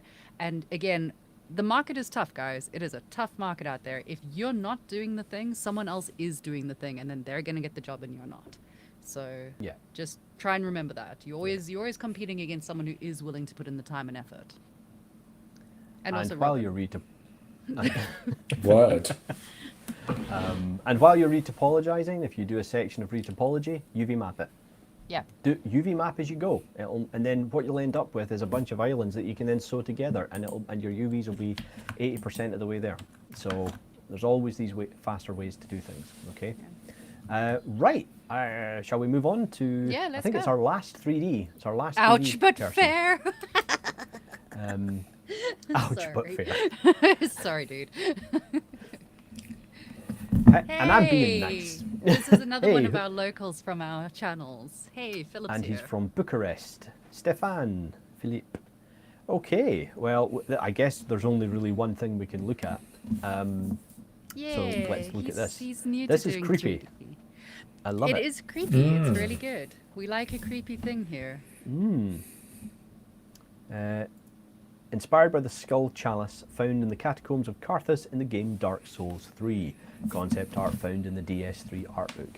This is actually a really good way, by the way, to get your work noticed. If you recreate artwork, it shows that you're interpreting real concept art from a real production, and if you can make it look, close to the original, then that's a good start. It's a really good start. Okay. What else It's have we brave. got? Right, so I'm not let's going to take a lie. look. It's brave to do that. Yeah. Because there's always, when you choose to do a fan art of something, there's always room for comparison. So Yeah. when you choose a concept, what I do when I choose a concept, if I find something that I really like and want to turn into 3D, I first of all go and search to see who else has already made it in 3D. And then I very, very deeply work out whether or not my work is going to be better than theirs. Because if it's not, then I don't do it. You got to be honest with yourself. Yes, I'm competitive. I'm sorry. Oh, look at all the different thing colors is, you folks, get to is play that- with as well. Nice. Oh, yes. I'm just trying to see what's actually going to stand out a bit better. Okay, so I'm just going to jump in and I'm going to point out areas you need to improve on this, Stefan. Okay, so the concept art, okay. obviously, yes, you've created, it's a really good interpretation of the artwork, particularly in the crown area up here. My concern is that it's a little bit noisy for me, okay? Some of this area around here is a little bit noisy, it's a bit hard to read, and that can be possibly down to the strength of your normal map or your bump map, okay? The other thing is the eye sockets. The shape. Okay, the shape of these eye sockets, they're more oval, yours are more square. Now, if you get somebody that wants to mention about it online, they're going to point out, they're going to then maybe ask you what, you know, is it a male skull or a female skull? Okay, and you can tell that between by the shape of the eye sockets. Okay, and the other thing here is this shape here on the concept art. Yours is just flat. And I know I'm not being harsh here. I'm pointing these out so that you can improve, because this is a really nice piece of work. But if you were to kind of bring this to me and I was reviewing it, I'd be go, right, well, here's the concept art. Here's what you've done. Yeah. I need you to match the concept art. All right.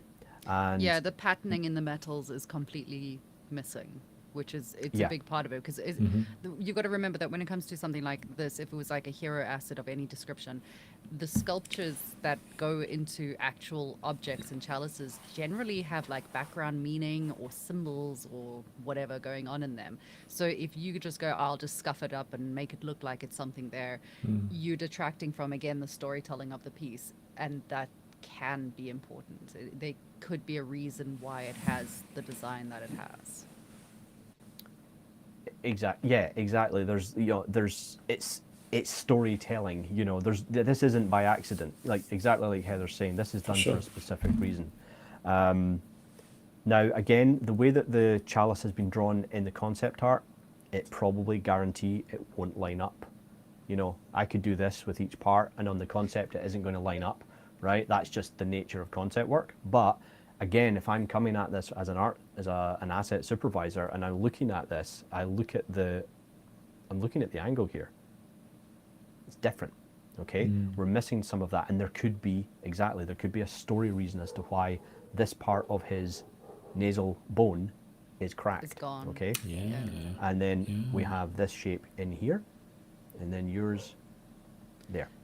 Okay. Yeah, the They're metal, small the round things. section of the metal is a totally different size underneath there as well. The stem of the glass is different. Those little variations, they are so minor. Like at a glance, it's perfect.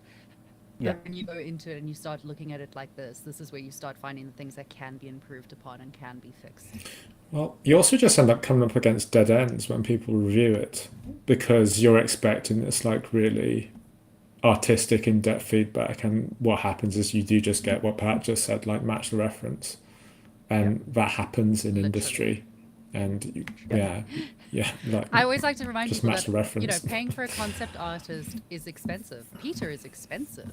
So when someone hires Peter to create an incredible concept, and it's several £1,000s worth of work that he pulls out, you, as the next stage of the production pipeline, are expected to match that because they've paid for that. That is what they've agreed on, and it's taken a lot of time and a lot of effort and a lot of money for them to reach all those conclusions. The artist, the concept artist, has gone through the process of what is the story behind this? Why would it be like this? Is the face smashed for a reason? And so on and so forth.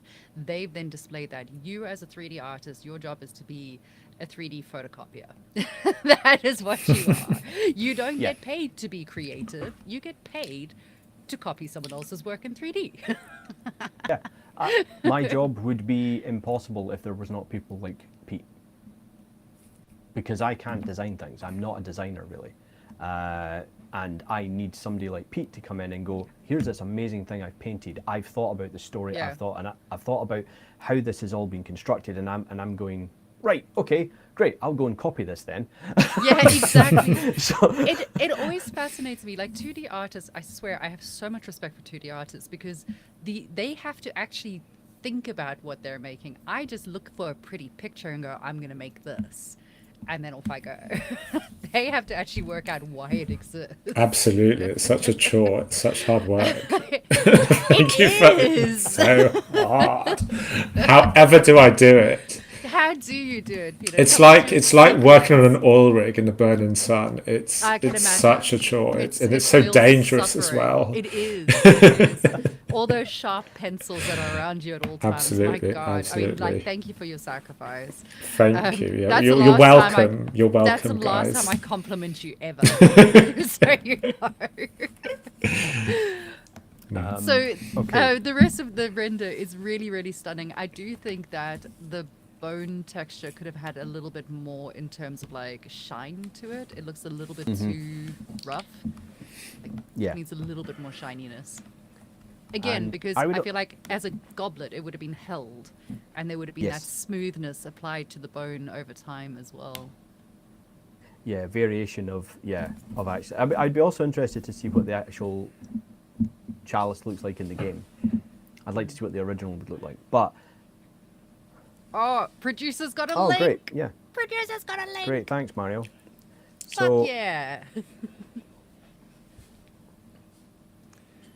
Mario saving the day again. Ooh, I'm not gonna lie. I think he did a better job than the actual game asset. Let me see. It's gonna come Oh. down to, it's gonna come down to the Yeah. technicality behind the piece and what their Yeah. polycount allowances and all the rest is. But his Philips one looks nicer. As a hero I asset, agree. Yeah. it's nicer. The game asset has cleaner filigree around the metal kind of area. All this detailing and stuff. That's much clearer in the game asset. But yeah, I think I prefer the look of Philippe's. This is And again, I mean, the other thing I would say as well is you've added a little bit more to the kind of maxilla here at the front, and honestly, you've done a better job than what's in the concept. You've actually made something of it. You've added where the root of the teeth's going to go, so that's really nice to see as well. And again, this is the thing, Philip. We're pointing out these areas that you need to improve on it, but that doesn't take away from the overall. That's already good. Top tier quality of the piece, okay? And again, and I'm going to bring this down into these other things. You've broken out your passes really cleanly, really nice to see. We've got a clean distinction between metallic, albedo, roughness, and all your other maps. And then we've got a clear render, which is great to see, which actually gives us a little bit more kind of a clearer view of some of the detail here, which has been a bit lost with the texture applied. So that's definitely something that needs to be worked on, I think. And the poly count, how much did you go with? 4996. Okay, so 2K per map. So the chances are that the in-game asset was probably a couple of hundred, if not less. Oh yeah. So if you're doing, this is the thing, if you're doing a hero prop, you want to use more triangles. But if you're actually trying to, or more polys, but if you're doing something that does have to just be a prop in the game that's going to be used, you have to think more optimization for it, okay? And then you end up having to let the texture do more of the work. In the example we've looked at from the game, I guarantee there's no depth in the eyeballs or anything like that. It'll all be normal map. It'll mostly all be normal map. But again, this is a remember really nice that piece if of a work. full League of Legends character can be 7,000 triangles, your Skull Chalice does not get 4,000. But exactly, yes, yeah, it's one of those things, but that's something that comes with experience of how to optimize a model, and that's something that you will learn in time, whether or not you do a course or you do a mentorship. You'll be able to kind of find that information out on a case per case basis. Okay. What's this? I'm just checking the I'm chat. just spamming things. So Okay. I've seen a few questions that have come up. Unfortunately, if you have sent in your stuff to be reviewed today, we won't be looking at it today. But we do these reviews. I mean, we're doing them like almost every 2 weeks at this point. We try to do them once a month, Yeah. but it's getting a bit chaotic now. Obviously, if there's more demand for it, we'd be happy to do more of these sessions. But we are trying to do it, I think, once a month. So go ahead, join our Discord. There's a channel there for you to share your work. Drop your work into the channel, and we will have a look at it in our next run of doing reviews, unfortunately. Otherwise, we're going to be here all day.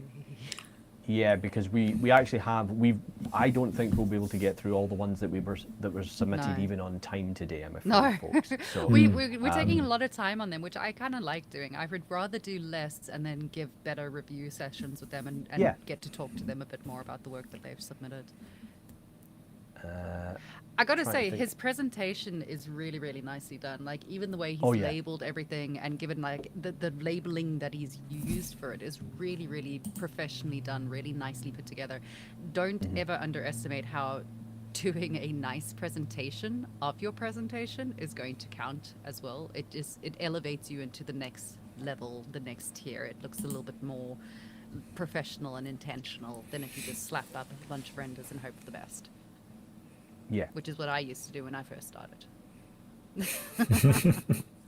I still do that. Hashtag awful. real. This is the thing, folks. I'm awful at social media and doing all this kind of stuff. So it might seem as though it's hypocritical that I'm saying this, but No, I know there's a what curve. I've. There's a curve, and when you're new, you have to put in extra effort. And then when you're Yeah. well known, you don't have to put in any effort anymore because they already know you're good at what you do. Once you've got credits, like everyone's just like, yeah, they know what they're doing. It doesn't matter. It's the same as yeah, when because people when- come to me and do like, oh, well, can I just poly paint it and put it up on my portfolios? You can, but Yeah. as a beginner, you shouldn't. Once people know you and know that you can do the things, then yeah, you can just poly paint things and be done with. Then Your it's- level of can't be asked, I think, is also probably higher than most other people's, right?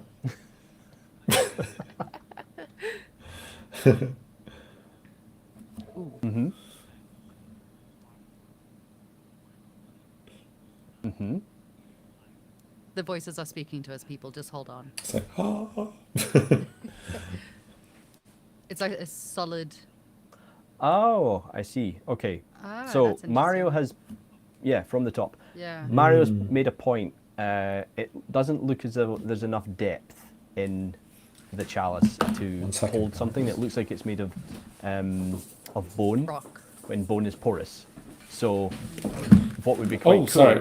Were people actually... Look, I've actually got... Because of course he's got a skull. Why not? Yeah, Pete has a welcome. skull that we can. yeah, like... Yeah. Like, ta-da! I actually drink tea from this. But, I mean, I'm yeah, not it's even thin, isn't it? surprised. It's thin. Yeah, it's really Yeah. thin. Your cranial skull, the cranial bone is quite thin. It's not a very thick bone. It's not like your femur or something. If you crack open a femur, it's really chunky. Whereas you got to fit a brain in there and a bunch of tissue and fluids.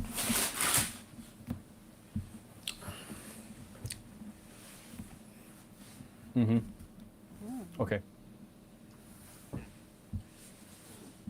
We could do a whole Brilliant. comparison. Thanks, Mario. I mean, overall, I'm gonna say that it's still a good piece. It's not.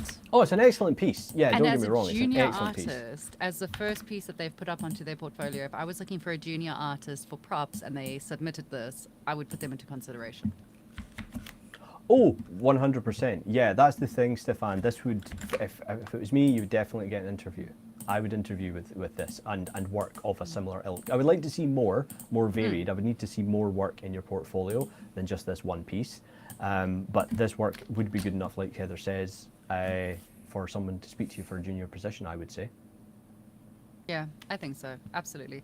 What's the difference between an environment artist and a prop artist? Or are they the same thing? Are we? Oh, you're asking me, right? It's a hypothetical. It's like, I know nothing. Yep. Literally, that's that one for you. I'm just. Is it a difference? It's a difference. What's the There is a difference, yes. Yeah. There is. I mean, there's sometimes, a lot of the time they're labeled together. So you'd be an environment and props artist, generally because you're creating the environment and then you are dressing it with props like tables, chairs, cars, bits of debris, that type of thing. So generally they are put together, and Yeah. that's generally from games. Pete can confirm or deny this or not with me, but when in VFX, generally you'd get labeled as a layout artist, but then layout and environment can also be, they can be combined, but they can also be separate. You could have an environment modeler or an environment artist, but you could also have a layout artist that does the that then does the dressing of the actual the scene before it goes to things like animation and things like that. Oh, yeah, So, yeah, sounds about right. Yeah. So, It's really funny because I was talking to another person about this, but when I first joined DNEG, which was flipping heck, like 19 years ago, pretty much to the day, right? So I think it was 2007 I joined. It was very different. It was much more like a sort of people did things as they needed to. And then in the 2010s, it was much more like you had certain roles and you moved into certain departments. And I don't think I was ever in the layout department. I think I was more of a lighter shot TD. So it's funny, after a certain time, I never got back into doing build and that sort of thing. So I'm like, yeah, kind of, but I'm not sure. yeah, I'm doing and my DNEG, best to be an adult and not make a joke about whether or not you're good at lay, and I'm just going to leave it. Carry on. well, see, the thing is, DNEG's also slightly different because, well, every studio is a little bit different about what they call it. For example, build artists at DNEG are modelers, but they're not necessarily just a modeler. They call it a build artist because, or essentially that's how it was when I was there. Pete, you'll remember this. They might have changed it since then, I don't know. But as a build artist, you might have to do characters, props, anything that needs to be done, right? So it would really come under asset generalist rather than, modeler. So, but we also did have an environment department. We did have, or not a department as such, because when I was at DNEG, we didn't have departments. It wasn't departmentalized, or it was just beginning to be departmentalized. They used to have a. Was that before or after the dinosaurs? I'm joking. I'm sorry. So no, DNEG used to have what was called a show-based format. So essentially, groups of the team would be moved into a set of rooms, and they would work on a particular show. So when I was working on Fantastic Beasts, I was in a room of 10 people, and I had in that room there was myself, a bunch of riggers, there was some creature TDs, there was cloth people, there was fur, all the R&D animators. There was a whole bunch of people in the room so that the task that you were doing could be completed by everyone. And that meant that, say, I was modeling, and if I had a question for one of the texture TDs or the rigging TDs, I could be like, oh, I have a question for you. Or they could ask me a question, ask me to change something. Then DNEG switched over to what's more traditional, and it's a department. So it's now you've got modeling department. You guys just work on all the assets for these bunch of shows, that type of thing. Sorry, that was a bit of a digression on your question. No, it was interesting. It's, I mean, I've never worked in such a great big kind of environment as that, so it's just interesting to hear how other people are doing it. I mean, I personally I always think of environment artists as the people who create the landscape, the building, all the rest of those big things, and then props would be the chalice, the walking stick, the light bulbs, and so on and so forth. So it makes sense the way that you're talking about it. We got someone, I just completely watched my section. Thank you so much for the insights, and I'll update things that are suggested. Oh, you are so welcome. Dude, your portfolio is lovely. You got some amazing work in there. That's Arpit over there. Yeah, thank you so much for sharing your work with us. It was really fun to look at. Like, I like fun portfolios. I'm just a girl who likes cute, fun things, okay? I like the fun portfolios or the gore portfolios. Like, send me in with either like a dead body or a cute girl, and then I'm happy. Don't know what that says about me, to be honest. The one last thing I want to say actually about this is I don't think that this render is doing you any favors. Because when you look at, and what I mean by that is it's not showing the asset off in the best light. I think these here are picking up some of the detail and the spec a lot better with your materials, with this lighting. So just be aware of that, Stefan. I would potentially, for this here, I would maybe redo this with lighting similar to that you have above, so that you can so that people can pick out the details a little bit easier. Okay. Yeah. But yeah, really cool. Okay. Really nice one. Yeah, great. So I think we're going to have to do a little bit of a swap share screen here, because this next stuff that we have coming up, you don't want me reviewing. Yeah, I mean, I can't review this. I'm just gonna be like, it's pretty. So, I like how pretty it is. Pretty. so I'm going to stop sharing my screen, Pete, and then you can take over. Wait, wait, Oh. wait. Oh, I have to. Okay. So, okay. We're learning. Is that? We're learning. It must look like we're just sort of downloading information, like in the movies where we'll just Yeah, stop we all talking, just stop. and it's like, oh. It's just because the voices in the head is talking to us. Okay. Yeah. We stop aghast Yeah. at what's next. Right, so I don't know who is. We should be seeing Erin's project, is that Aaron right? Curtis. Yes. Okay, there's a bit of a delay on the stream. By the Cool. looks of it. And I It's think taking a while to catch up. it looks like you're still sharing in the corner, Pat. There we go. There Yeah. we go. Cool. Okay, so over to me. Wow. Okay, got to yeah, brain work. What's going on? Okay, so yeah, we have Erin Curtis's work here. Okay, so I've had a brief look through this, and yeah, and to start with positives, I mean, you know, you've clearly received some instruction. I think you're doing a lot of things right here. You know, a lot of content creators, shall we say, on LinkedIn, emphasize process, you know, the need to produce concept art as an aid to production, right? So you're kind of showcasing things like thumbnails, 3D paint overs, assets, you know, variations, right? So you're showing. As the 3D artist on the receiving end of these concepts, I just want to say thank you very much for doing decent concepts. Exactly. That's it. Like, Yeah. thank you. So basically, what you're doing there is you're sort of showing your work is relevant to the production environment, right? And that's always a great thing to do. And I think you do that pretty well here, right? Again, the distinction I always want to make is that lots of people want to be illustrators, not necessarily concept artists, and this is definitely giving me concept art vibes, right? So that's a good thing. I think I always like to look at how your portfolio is reading as a whole. I think at the moment it feels a little bit. It feels a little bit schizophrenic, right? And what I mean by that is. So whenever I would meet with a so I have a lot of thoughts on art education now and how it's done. But I think, and I believe this is the case with Firestorm, right? Whenever we bring a new mentee on, there's always like an introduction meeting where we sort of talk about your goals, where you think you are, where you feel like you need to improve, what you see as the things that are currently holding you back. And that, honestly, that's a step that very much gets missed, I think, in a lot of art education nowadays. And I feel like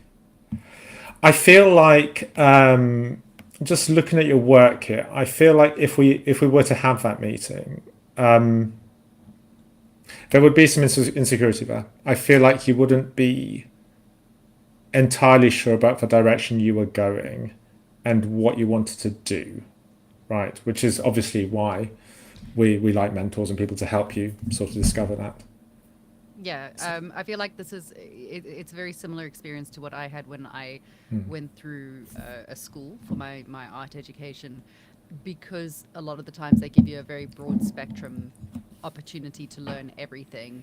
You come out feeling like you've learned not what you wanted to learn. I don't want to say you've learned nothing, but you aren't specialized in what it is that you actually wanted to do. So, you know, I wanted to be a character artist, but I still ended up doing environments. Should I have rather spent those months learning more character art and maybe a better round of anatomy? Probably would have been more beneficial to me. It's nice that I can do both, but at the same time, jack of all trades, master of none doesn't really get you anywhere. I see. At first, I was like, I don't understand why you're calling it schizophrenic, but when you explained it like that, I totally see what you mean. Because there's environments, there's characters, there's props, there's a lot going on there, which again is cool. Like, and for a small studio, maybe they want an all-rounder who can handle every aspect of everything. I think that's really nice. But in the same regards as like we were saying earlier, it's really cool if you learn a specific software. I don't know if we said this while we were off air, actually. It's really cool to learn a specific software and know it really, really well. In that same regard, like, it's really nice to be able to do environments and do it really, really well, or do characters and do it really, really well. I don't know. It's a tough one because these days, I don't know, the market at the moment, there's a lot more space for generalists, though. Generalists is where the industry seems to be going from Yeah. my research recently. It seems to be that they're looking for people that can do a little bit of everything rather than specialize, and that rotates and changes just year on year out. So Yeah. True. I think, no, totally. It's a super difficult question, and I think this is a problem for lots of people nowadays, is that they hear a lot of conflicting advice, which is why I think it's always good to sort of meet with people. The reason why I think in your case you Erin, you have to take a slightly different tack is because I feel it feels so we're sort of skipping around genre, we're sort of doing lots of things, right? I'm really sort of aiming when I look at something like this to sort of work out who you are, what you want to do.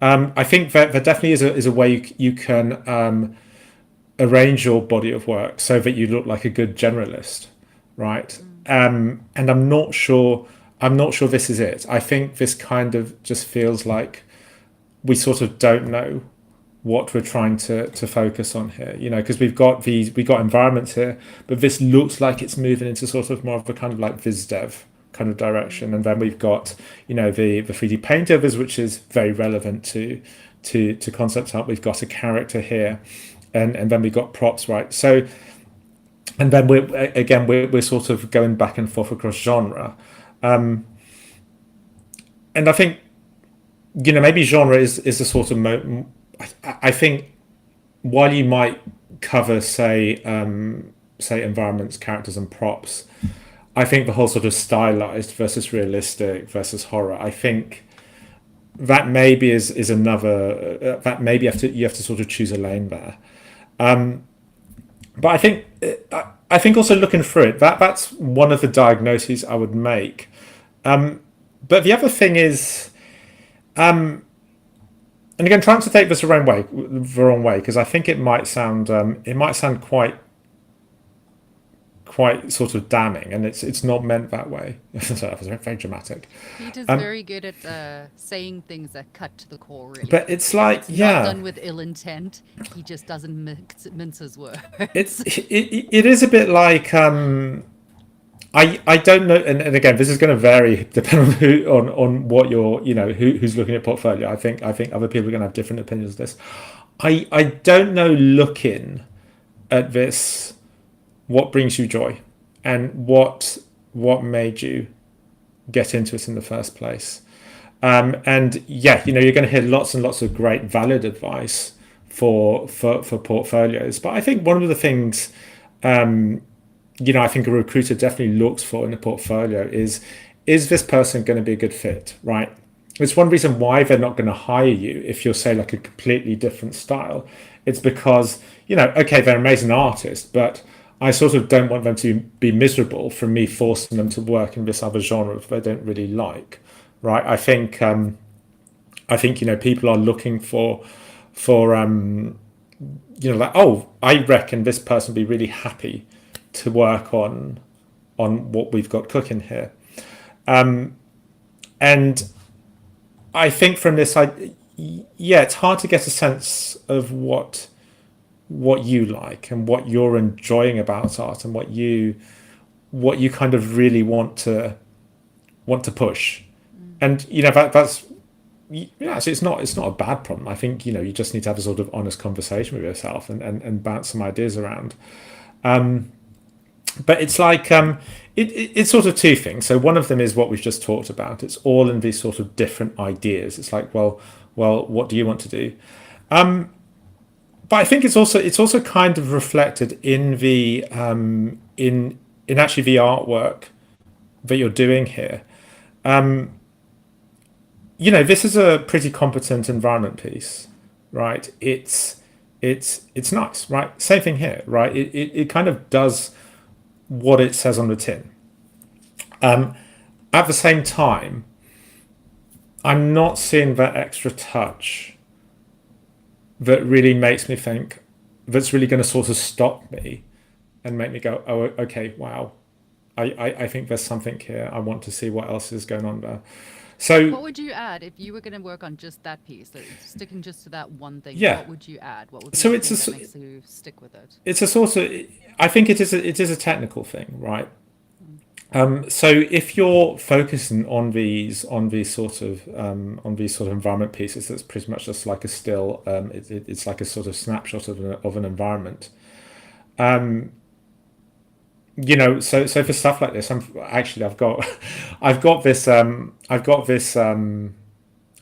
that I really like, and someone has put you might have actually looked at the same artist, but there's like a picture like this. It's got sort of power lines and stuff, and it's a really, really beautiful piece. And I think it's clear from looking at that image that that's someone who's really, really excited about color and design and competition, right? Whereas this has a bit of the feel of it's just a plain image or study that I did because I thought it might be a good idea, right? Yeah, I see what you mean. Yeah, and like if you're really fascinated by that, what you end up with is, several plein air paintings done at different times of day. You sort of start to try and capture light. You start to capture how light changes. You start to capture, shifts of color, right? Like I think our sort of visual culture nowadays it's sort of peppy, it's sort of vibrant, right? You can see that in Heather's background. She's got these very bright lights. That's way more attractive to our attention-starved youth than my background is, right? And that is, I didn't even realize it, but yeah, that is why I do have all the lights behind me. yeah. And so, and just looking through some of these pieces, there's just a little bit of a kind of like drabness, right? That doesn't suggest an enjoyment of color and light and stuff. And I think you might just have to learn how to do that. Again, like there's the tools and then there's the means, right, to express what you need to express. Overly technical, Pete. Yeah, it's just a little bit too technical rather than there being a lot like heart going into a lot of it. It's done because it's needed to be done for the portfolio. Yeah, it looks like it was done for a mentor who was going to give you a score out of 10. Yeah. And I think you'll generally find that once you connect with something in that way, you will find that you push the kind of technical, the sort of technical level to meet that need or that need to express what you want to express. But yeah, just sort of to go on, like with this, right? Again, it's sort of okay. I would say it's a little bit on the kind of basic side with the kind of architecture there. Again, I'm not sure how useful this painter was going to be, but I'd be looking to kind of break up. Just in general, I'd be looking to break up these sort of long straights with kind of these overhangs and bevels and sort of buttresses. Again, that's what I think I would do, but then. Again, it's going back to your sort of why, like where's the interest in Gothic architecture? Yeah. And then, are you looking at examples of ruined castles, cathedrals, right? And trying to bring that in? Or is this just someone set you an assignment to do? Someone set you, a sort of, Narnia, right? Someone set you, a castle to design. And that's also like how I think you maybe do answer this sort of specialization generalization question, right? I think sometimes it is just sort of following what you what you want to do, what really interests you, right? And sometimes that leads you in a more sort of generalist direction, or you might become a sort of Gothic architecture, castle, environment specialist, right? Please, yes. Yeah. Please, more Gothic architecture. Absolutely, yeah, and yeah, I think so. So I Do think that one. yeah, lots of these issues kind of work themselves out, right? Like with when I design characters, like designing fashion, right? And so there'd be lots and lots of really outlandish costumes, right? Yeah, Same thing here, like, you know, if you like this sort of imagery, again, that's cool. lots It's and very lots and lots Diablo. of it. On that note, I've Exactly. got to go, guys. I'm late for Diablo. Oh no! I just thought you were serious. I am always late for Diablo if I'm not playing Yeah. Diablo. Yeah. I mean, I like the attention to detail that she's put into all of the different pieces, and I like, as a 3D artist, I really like that she's Yeah. taken the time to do as many call outs as she has, and really gotten into those details, which will make my life easier, and for that I'm very, very grateful.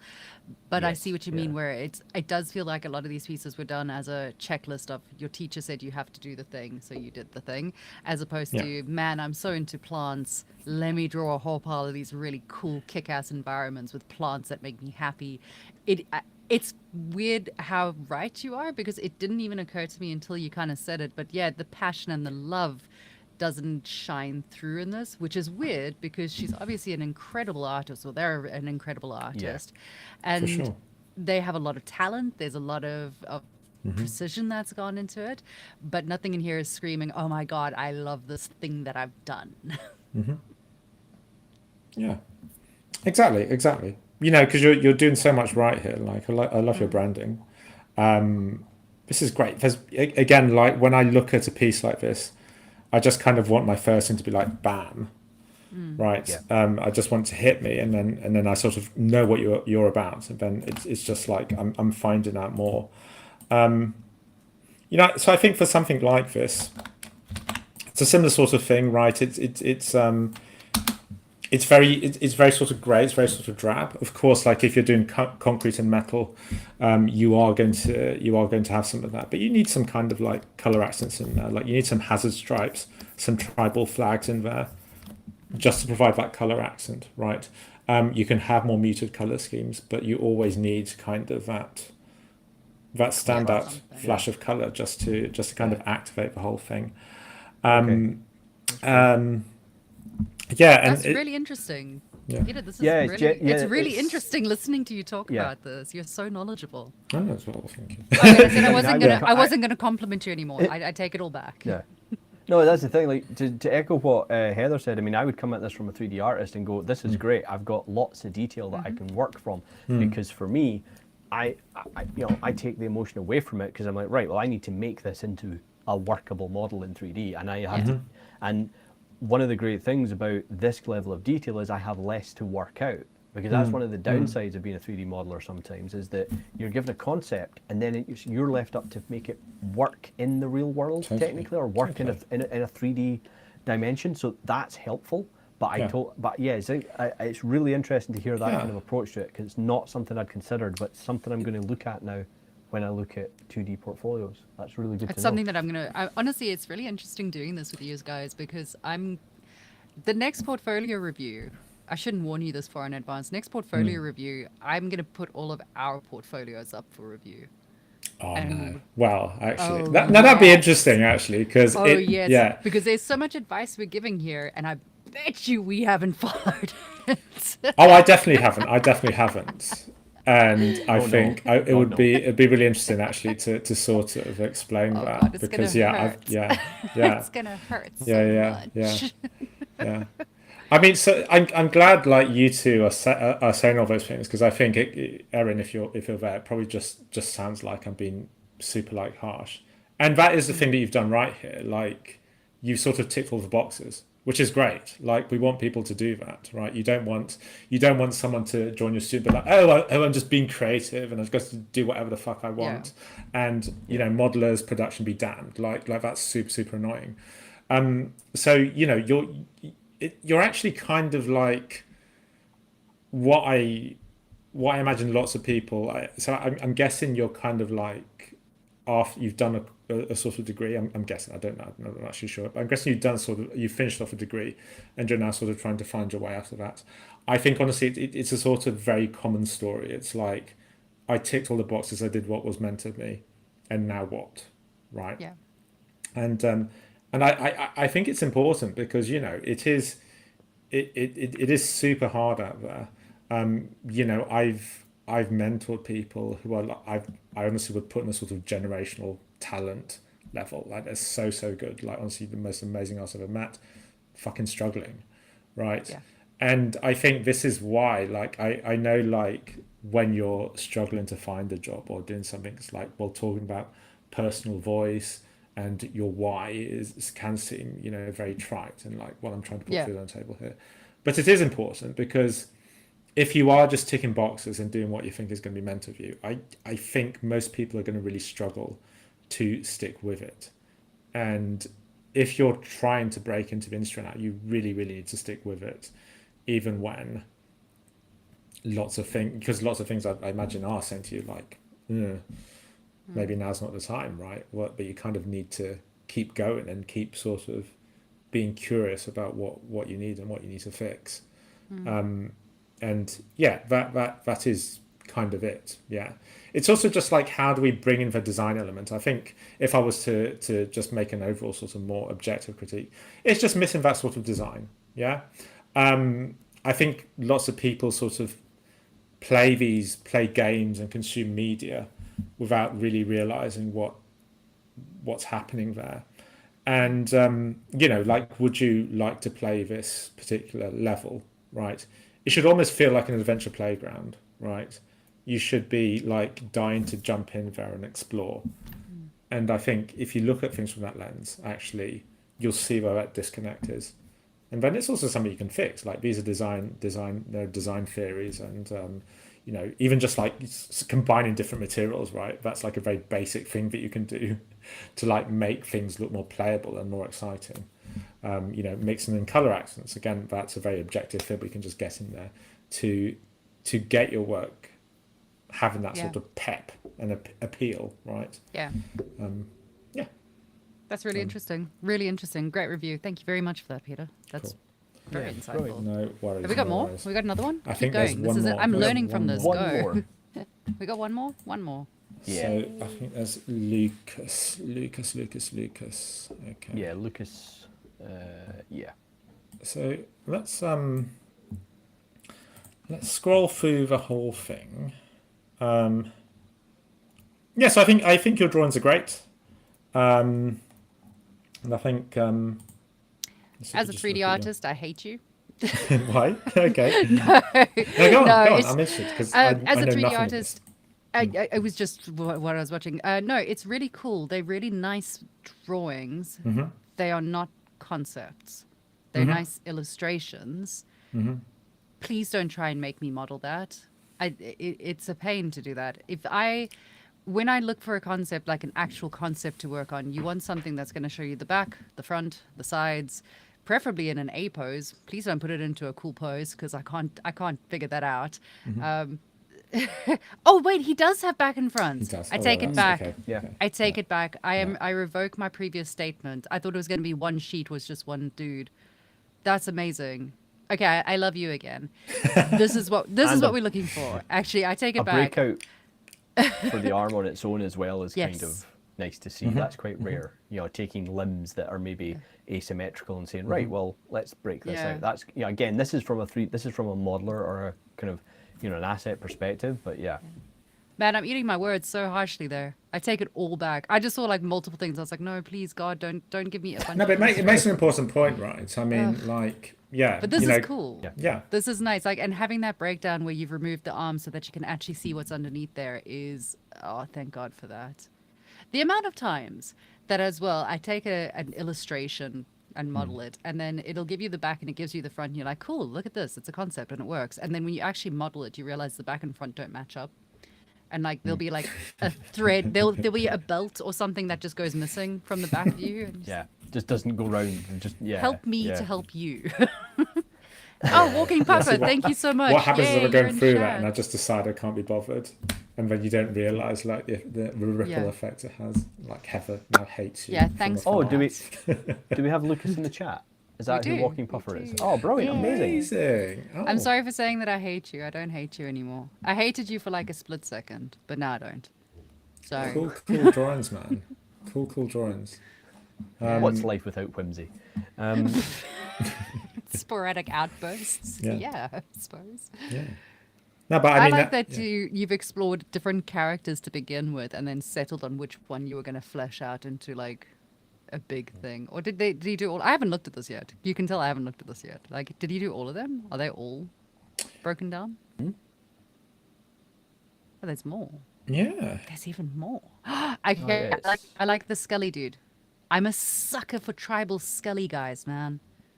No, go down. Go Oh, down, down. down, Guy with the down. feathers. There, feathers, bright colours. Nice. Nice. Excellent. I like a male character that's a little bit weird. Nice. Good to know. Have you done a male character for your stream yet? I'm busy doing one at the moment. You may Oh, have that's noticed that I good. haven't streamed for 2 weeks on ZBrush because I may or may not be avoiding it. Oh, right. It's outside of your comfort zone. I think, to be fair, most people like gravitate to one or the other, and doing the other one gives them anxiety. So, yeah. I just like making girls with big boobies. Like, I'm a simple creature. Yeah, I find them really difficult. I find it really difficult to draw pretty things. I mean, yeah. These are cool characters. They're really, really nicely, like, they're fun characters, and it's nice to see, as someone who's just spent the past few months trying to find a male character to create that actually captivated and kept my interest, it's nice to see something that Is it isn't. that way. I don't know. I don't know where to point. I mean- I've not got this. I It's know nice that to the see something that focus- isn't a Viking, a pirate, or holding an axe. Because those are the three male characters that I see. I mean, I know the focus is on the character, but I kind of love the crow or the raven that he has on his shoulder. I love the design, the fact that he's actually got he's broken out the kind of armor for the feet. These are little details that That's are really like cool. really useful Yeah. as well. Even this for the sword is really helpful. I mean, again, I'm coming at it from an asset perspective. I'm kind of looking at it going, oh, right, well, that's, you know, and there's some material stuff. That's something. There you go, folks. If, Yeah. I'm going to come at this from an asset perspective. If you are creating something that is going to be going down a 3D pipeline, material choice, if you've got a breakout, even just a separate thing to tell me what that material is, really helpful. Is this leather, or is it wool, or is it cotton? Is it bloodstained? You know, is this chainmail, or is it, you know, or is it something else? All these kind of things are super helpful because then it allows us to, then we know how to approach it from a modeling perspective, whether or not we're going to use hair cards or if we're going to use geometry. These types of things are really helpful to know. Just a second, guys. I'm gonna share something that. So the reason I'm kind of mean is because Bjorn Huri, who I did a course with, was mean to me, and I feel like it helped me. So it's So I just just pass it generational on. trauma. Okay. Basically, but you know, this sort of goes in. I think this Oh, is a really Diablo! good. I know this character. I've got the skin. Yeah, Oh my yeah. goodness, it's a spiritborn and it's amazing. But I feel like this is a really good example. This was your mentor? Oh, briefly. No, I just did a course with him years and years ago. Ah, Yeah. okay. That's so cool. But look, just Oh in my terms of goodness. like the call outs and the kind of look, this is what we're going for, you know, just what everyone was saying. Like, Oh, and it's hell just sort of yeah. flat on, Look and how then cool you that have the skin beauty shot is. afterwards. Right. Like, Now yeah. I am late for Diablo. We need to like wrap this up. I got some Diablo Okay. to play. I'll so No, I'm I'll- joking. I'm joking. I keep thinking you're serious. It's because you're boss Heather. I'm like, everything you say is like yeah, you are. I'm very serious, and I'm known to be a very strict. It's boss. only when you like have a glass of wine in your hand and it's I like usually the have a sun is glass of setting. wine in my hand, We're like, yeah, so- Heather is chilling right now, but like, yeah, normally it's like, "Ah!"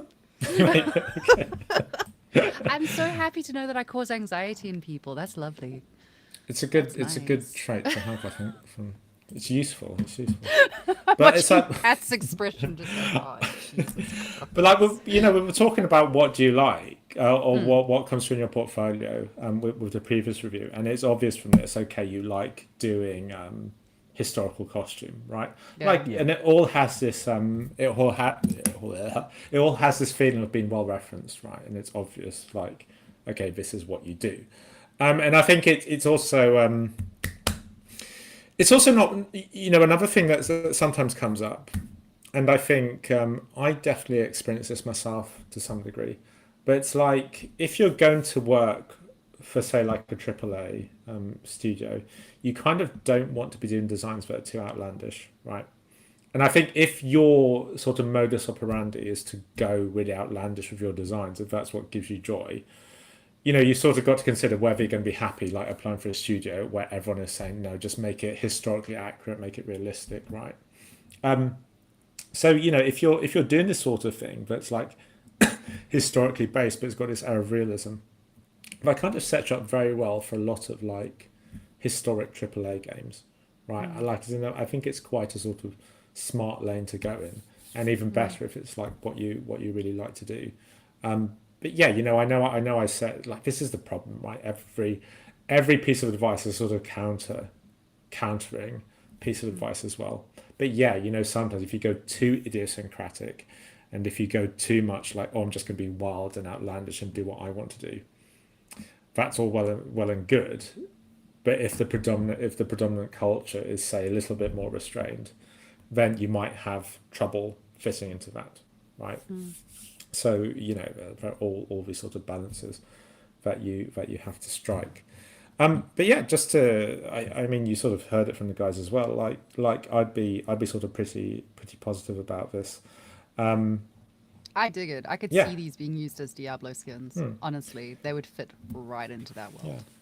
I think I would try and make it a little bit more organized, right? So, looking at this, it's kind of over all these different characters, and then we're focusing on this one character.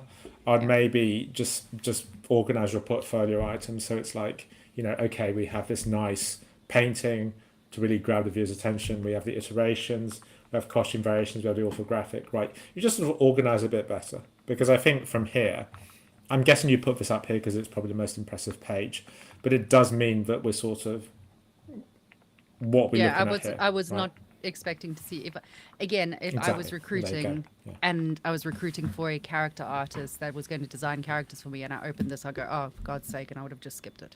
So what would be better is if you split it into, I don't know, give them names like your Nordic motive. Yeah, Nordic one, you just set him in his own little group and have a nice illustration for your thumbnail so you can click on it and go, oh, very clever, and then scroll through all the different pieces of it.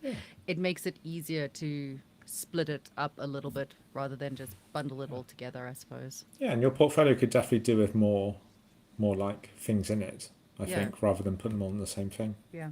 But yeah. I think that was something that I was going to say about our previous one as well. Aaron's, one of the problems Yes. that Aaron is experiencing with that portfolio was that because it was all together, and I know there was a subsection for projects, but again, people don't do that Okay, extra click. yeah. They click on I the didn't front click one it, and they did I? I think there you go, right? You've seen Yeah. it play out in real time. Yeah, but having it split into individual thumbnails with individual categories would have actually helped a lot with what they were putting through on theirs as well, because then it wouldn't be a jumbled mess of everything is there. You have it categorized nicely. So you could say, this is working on ice themes for character, and this is working on props for something, and that way, it splits it up a little bit better. For sure, And makes it more consumable. Is that Yeah, the you right really, phrase? like all of you, like think about it from the other person's perspective, right? I think that's something that lots of people just sort of don't think to do, because when we put our artwork up there, we sort of, I don't know, it's like, oh my, we make a huge deal out of it, and like it's really personal. You sort of and what to upload, and then you might just upload everything because you think, but like part of me is trying to be generous and trying to take each piece in. Another part of me, the attention spans are like destroyed by YouTube and TikTok and all that, is just thinking it's all like, "Wah," like it's just this big like wall of images. It's like this sort of just this sensory overload, Yeah. and it's sort of very tiring to look at. Yeah. And I think Yeah. when you're the one uploading it, you don't appreciate that. But I would just say look around some like badly Copy laid out someone else's. websites. Yeah, or just imagine kind of like go into it really cold, and you're like, well, actually, yeah, if I had all these portfolios to review, I probably would be skipping through them and not Yeah. be looking at it. It's like you're not going to give the same level of attention to someone else as you do your own. Yeah. So yeah, I think sort of on an organizational level, I think you could showcase your process and actually showcase your designs just a bit better if you kind of organize them all and just did some supplementary pieces. In terms of your sort of technical ability, I think you are, you're sort of very close, right? Very good already. In your case, it's really just a sort of case of ironing out certain fundamentals, right? It's very common when people do costume, and especially the sort of costume with fur with armor. So his centerline is here. You've got this. So let me just make that bigger. So let me just where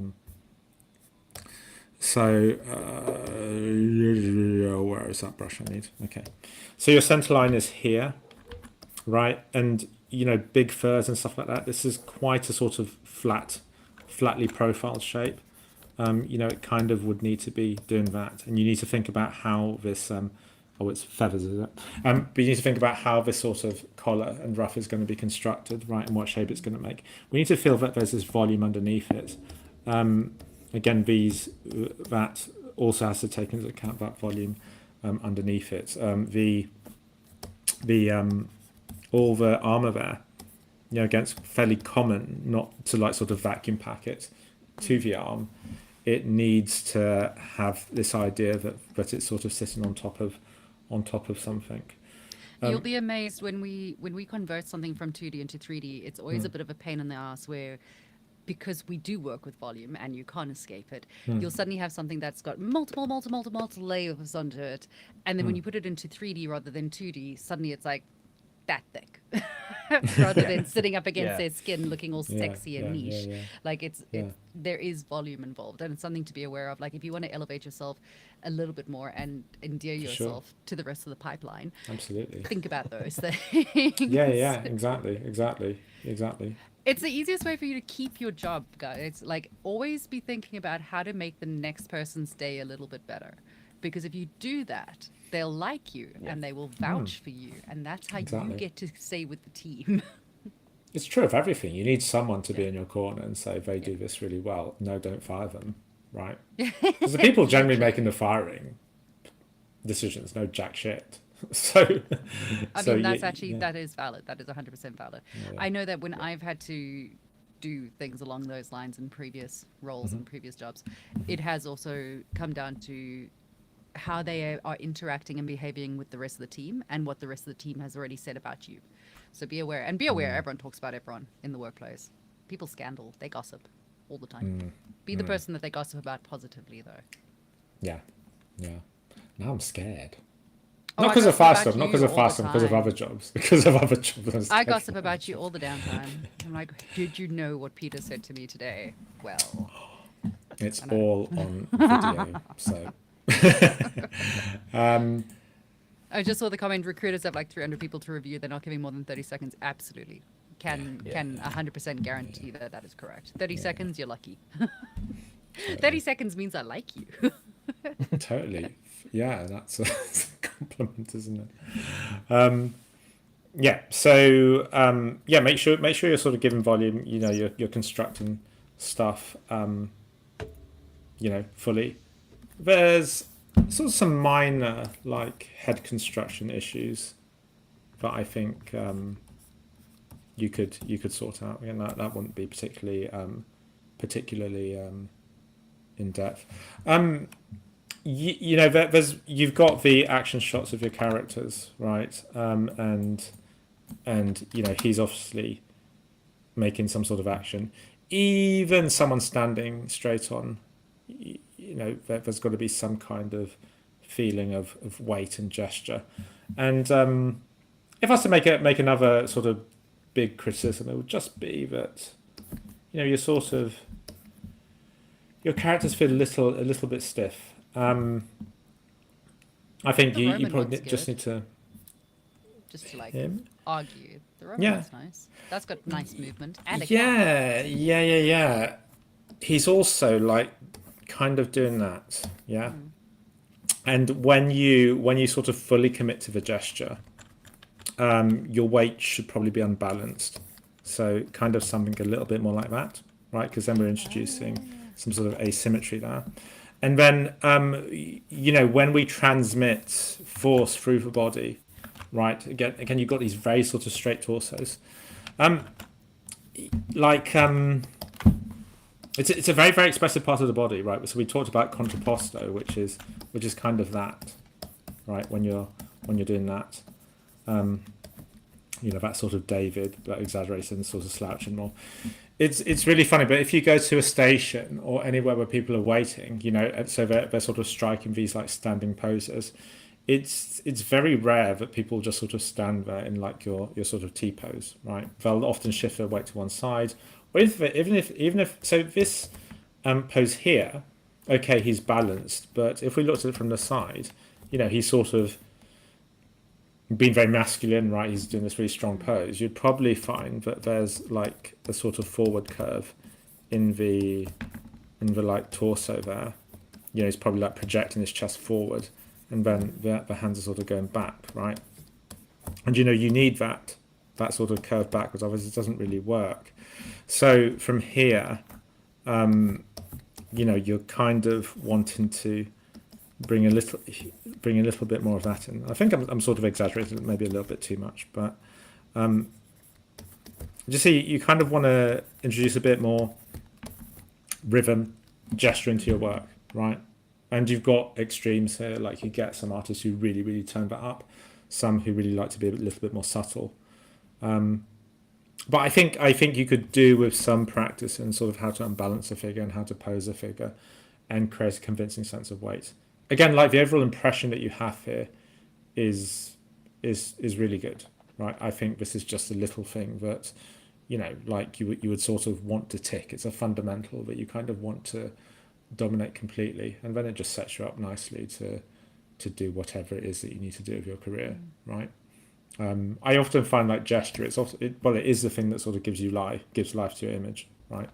How you have things sort of swish and flow and fly in the wind, right? It makes things look really epic, right? So it's a great thing you can do to kind of sell your painting. I think your rendering is your rendering is good. Rendering is good. I think there's a few little tricks you could definitely employ, but I think on the whole. No, on the whole, it's decent. On the whole, it's solid. Yeah, exactly. It's really nice. I would love at some point, Peter, when you do a stream, it would be really nice to have you do a really solid breakdown of posing and what poses work and what poses don't work. I think this is something that's interesting for 2D artists and 3D artists to hear and listen to, because it's so important for both of us. Like, you use it for your drawings, we use it for our renders, and it is something that makes or breaks the final piece, whether or not your posing and your character's positioning is going to work as an overall.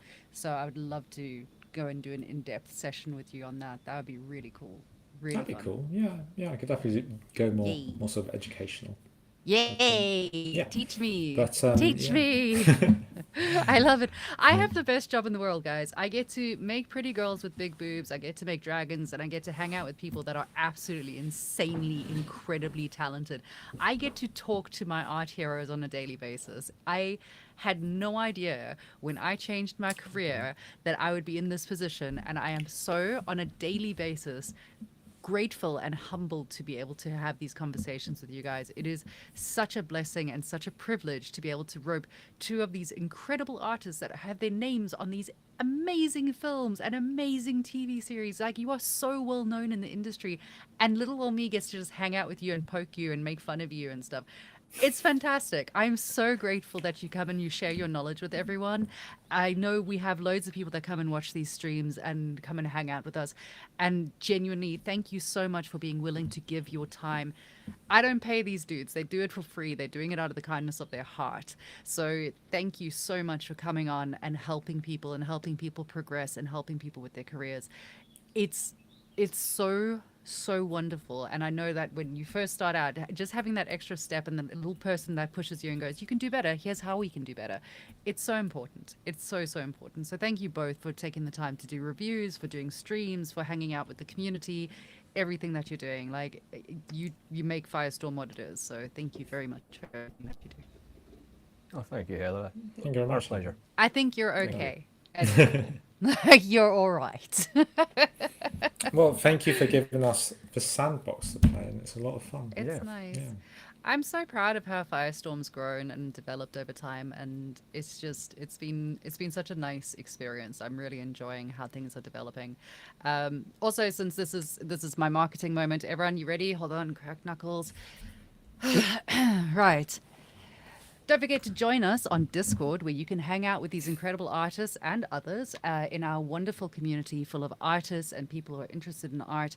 It's a whole community of nerds that want to talk to you about the things that make you happy. So don't be shy. Get in there and come and say hello to us. The links for that are probably down below. I think they pop them in various places, but if all else fails, if you just search for Firestorm Studio, eventually you'll find it. On that note, I also should say that we have Firestorm Studio is not just a community. It's really, I have to explain this every time. We are not just a community. We do other things as well. So one of the things that we do is outsourcing. So if you are looking for someone to commission for your game, your film that you're working on, we have got incredible artists that are all available on freelance for short-term, long-term contracts, embedding straight into your team, or just working as an outsource that's separate to it. We've got people for everything: realism, stylized environments, characters, 2D, 3D, working in Unreal, setting up this different props. We can do pretty much anything that you need. So if you need anything along those lines, or if you see someone that is looking for someone, go ahead and shout us out. We would really, really appreciate it. It would help us get more money so that maybe one day I get to pay people. That'd be cool. It would be nice. So yeah, that would be really, really helpful. If you are looking for someone to work with you as a mentor, Firestorm Studio does do mentoring and teaching. There's a double echo. It's just me speaking twice, actually. So if you are looking for someone who is going to mentor you and teach you, if you want one of these guys to mentor and teach you, get in touch. We do everything completely bespoke, and we do everything completely to what you need. It is all completely up to you. So we will sit down and chat to you about what it is that you want to learn, how you want to learn it, and we make sure that we tailor the courses according to what you need. Rather than giving you, here's a stack of tutorials, watch them, and we'll give you feedback every week, we literally on a week-to-week basis will sit with you and teach you something new, or sculpt with you, or draw with you, or go through your previous work. We base it around what you are comfortable with and at the pace that you are comfortable with. Likewise, we don't ask you to put down a great big deposit and pay £2,000 at a time. It is a pay-as-you-go system where you're paying per classes. You can decide how many classes you want per month, as many or as few as you can afford. It doesn't matter. We are here to make art accessible to everyone, and we want to help you. If you can only afford one class, great, come on in, get an hour-long review with one of your favorite people. They will go through your work with you, they'll help you, they'll advise you, and you'll get access to our students-only community as well. So there are loads of different perks that come with it.